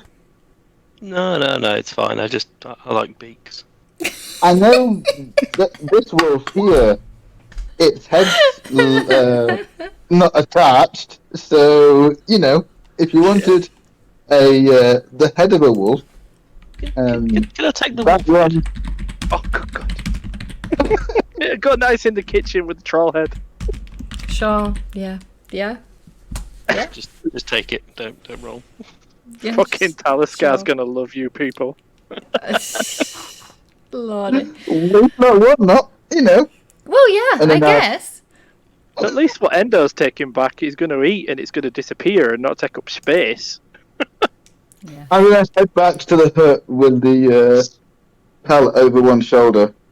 Yeah, I'm not impressed how you're going to keep it fresh on the rest of the journey for another 3 days. 1 day there, do the work, 2 days back. Is this the pelt or the head that you're worried about keeping fresh, or the meat? All of it. There's a lot of stuff floating around All here. of the above. Yeah. Well, the meat, Endo's just literally doing the old technique of aging it, so he's just gonna cut off the bits on the outside anyway and not use them, so the meat's fine. The other two, I don't know.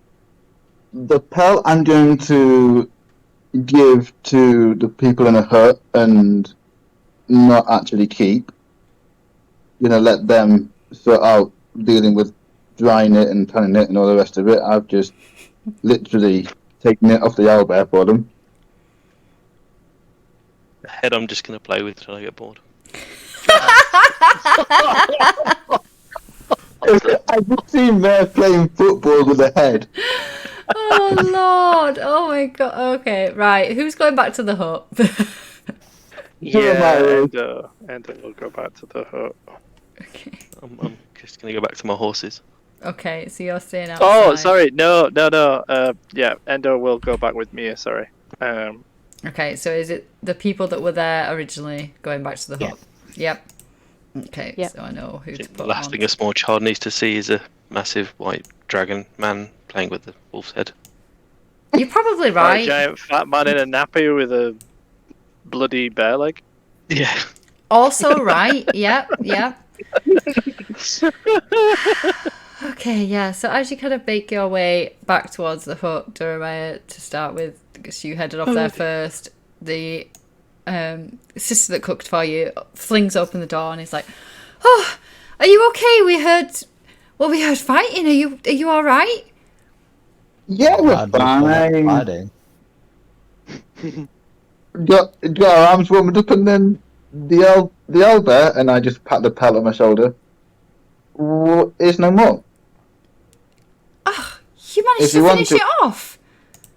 Yeah, got the pelt here. If you want to store it somewhere so it can, cure and dry normally, then I suggest you find somewhere to store this. And I will hand her the pelt. She kind of like holds out her arms. Obviously, it's a little bit bloody and things like that. She's like, "Oh, thank you," and kind of like takes it from you, and then stands holding it. She's like, "I'll put this in the cellar, I think," and kind of heads off as the little girl comes kind of rushing over, and she's like, "Did you really kill it?" Yeah, really. It took Blaze doing a bit of his. I gestured to his glaive. He used his weapon. I used my bow. Gideon used some magic. In the end, it barely even got a look in. She immediately rushes over and is stood in front of Gideon, kind of looking up at her, going, "Magic! You've got magic!" Yeah. And I wave my hand, and the mage hand appears and just waves at her. Oh, wow! I've never seen someone that can do magic before. Oh, well, I'm not the only one. Some of my friends have got magic as well. Can you teach me? Well, that's not really how I do things. I just kind of, it comes from inside me somewhere. It wasn't something that I was taught. But there are people that can teach you. There's other kinds of magic users too. Oh. Maybe one day I'll meet one of them.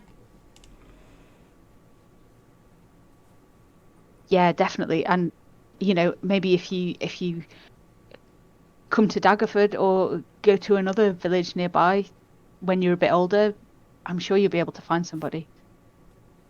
She kind of like nods. Okay. And then goes and sits back down. As the woman comes back up from the cellar, kind of makes her way, not right to you, just kind of stands there and just like, "Well, thank you so much. At least now I can let Myra go out and not worry so much. Well, apart from possibly more wolves, I guess, which is a concern, but feel free to stay here for tonight. Are your friends going to be okay outside all night? It's getting quite late." We have horses, and they wanted to keep them quiet during the night, so they're not getting scared by the thunder. So yeah, they're looking after those at the moment, and Endo, he's used to being well, he's not afraid of the cold that much, unlike some people. And apparently Mare likes it as well for some reason. Oh, well, fair enough then. I can show you upstairs, show you where you can sleep if you want. Yeah? Look at Gideon and go, "You want to head upstairs and sleep, or, stay and socialise?" Well, we don't want to intrude too much. We can make ourselves comfortable down here. And she kind of like Yeah.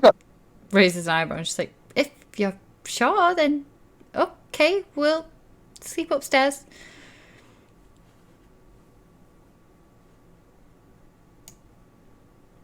Yeah, we're sure, yeah. Thank you for that.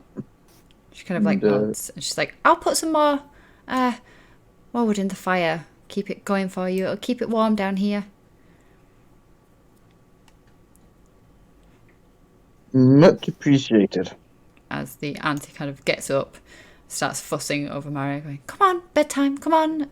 Mario's like, "But, I want to talk more about magic and things." I'm like, "Nope." And she starts dragging her off upstairs, and you can hear her grumbling. Oh, go on. Sorry.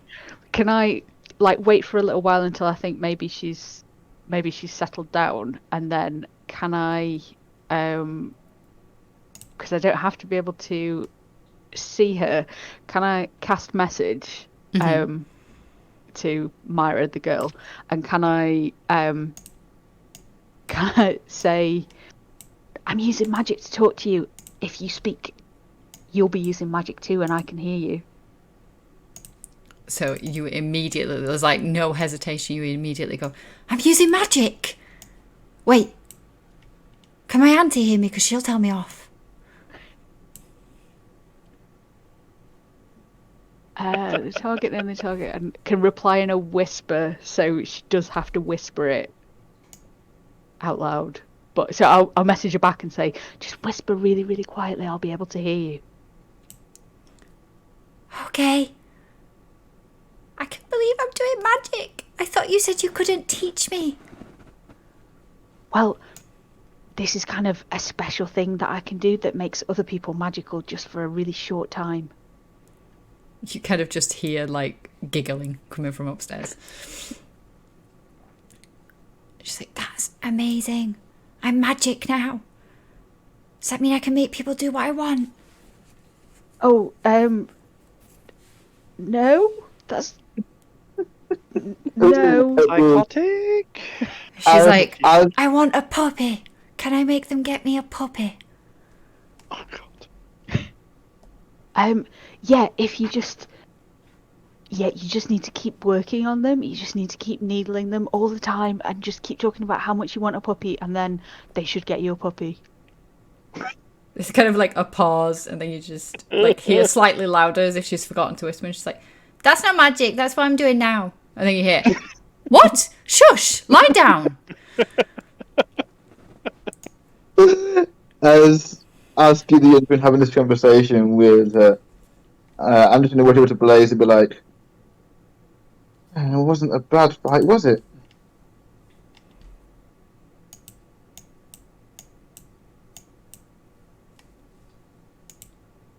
Blaze Blaze is already asleep. stunned into silence. Someone's pulled a Roz or is absolutely shit-faced. Neither. So I was gazing into the fire longingly. Sorry, what was the question? Well, that wasn't a bad fight, was it? The owlbear. Thought it might have, been harder than the wolf. That went pretty well. Yeah.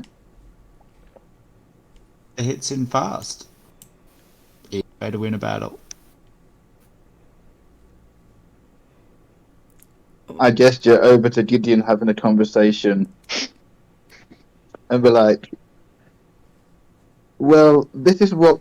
Well, I don't say this is what we normally do, but, yeah. Gideon's being Gideon. So, we best, Is that, is that in her mind, or does she also have to talk out loud? I think, let me just double check the spell. Yeah, I whisper as well. I have to say it out loud as well. Yeah, I just assumed she spoke to herself. I mean, she does to a degree, and don't ask about Einfat.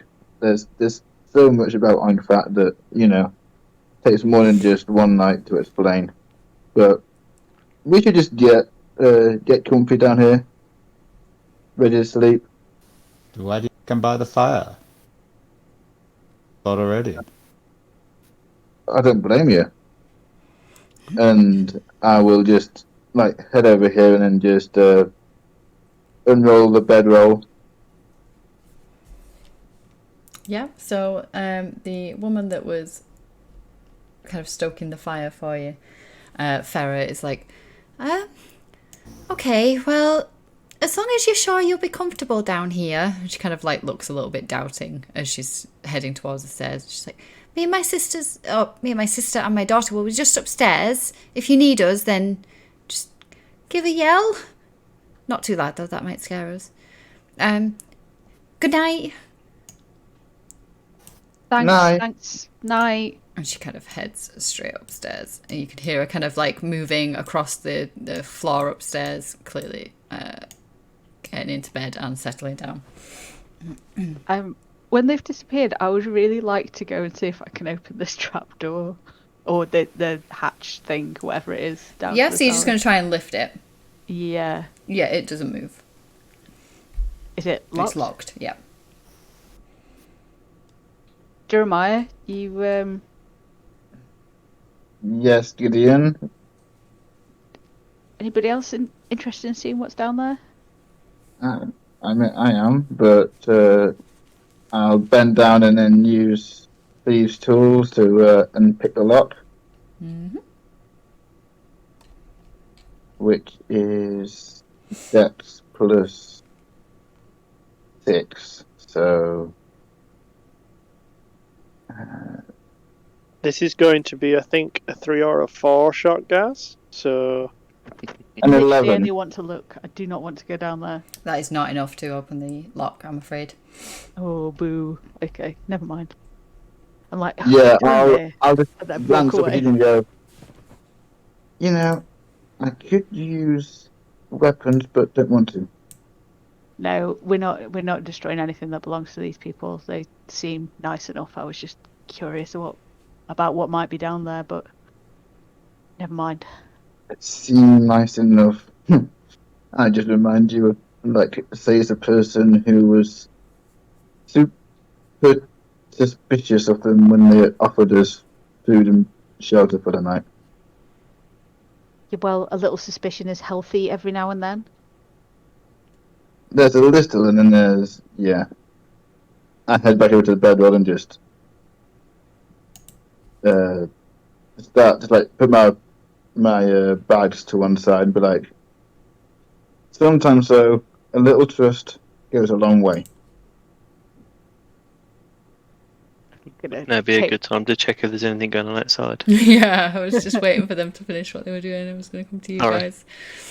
Yeah, I'm just going to take myself as far away from Jeremiah as possible and wrap myself up in my cloak and cuddle a wink fat and go to sleep. Okay. So heading over to Endo and oh, hang on, all these people would not be here. Boop. Endo and Meh, you've been kind of sat back with the horses. Endo, I assume, have you just plonked back down? yeah, Endo's just like Takakeisho. He's just gone and sat down. His little legs have just flopped up in the air. With his chunk of meat, he's just stood up next to him on its fat end down, and he's just rested up against a tree, just humming marching songs, twiddling his little thumbs and like pretending, almost like sat there, kind of like doing what the Karate Kid does, where he's learned some of the moves and then he's finally realised that he can. So since Endo can now grapple much better and do things like that, he's just sat there almost like humming these tunes and just like pushing his hand forward and then pushing the other hand forward, almost like mimicking the movements. And he's like, do do do do do, and his eyes are constantly on everything, on the horizon, so you've got, on the trees. Is it 18? Your passive? Yeah. So you can see nothing. The rain is still coming down. The storm is easing a little bit in terms of the thunder and the lightning aren't as often, but it seems like the trees around you are now quiet. You can just kind of hear the rain. Yeah. Hear the kind of horses like munching at the grass that's near you. But it seems quite calm.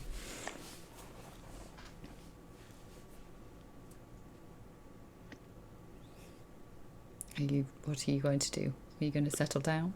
Are you sleeping sat there like that? Yeah. Yeah? We will do eventually, yeah. He's just going to make sure that everything's safe. I'm kind of sitting here, just almost studying the wolf's head that I'm playing with. Just looking it over, just learning about it, really.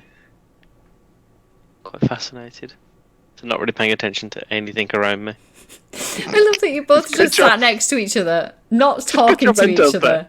Not you're just like each doing your own little thing. Endo's practicing moves, and you're like studying a wolf head as like it's properly night now, and you can just settle down, go to sleep, whatever you're going to do there, unless you're watching the horses all night. Is one of you going to take watch and one rest, or what's the plan? What do you think, Endo? Should we take it in turns sleeping, or Huh? Oh, Endo sleepy? I suppose. Yeah, we can take it in turns. You just wake me up if you want. I go first, and then I wake you up when it's mornings. Okay, I'll go first and I'll wake you up in a bit. Okay. And he just carries on like humming, but then he quickly stops and he lowers his his volume of humming incredibly, so it's really, really low. He realizes, shit, someone's trying to sleep. Don't be loud. He just keeps looking at the woods and the horses and making sure nothing's disturbing anything. Yeah, just keeping a watchful eye. Okay, well, you know what? That's where we'll end the session. Yeah.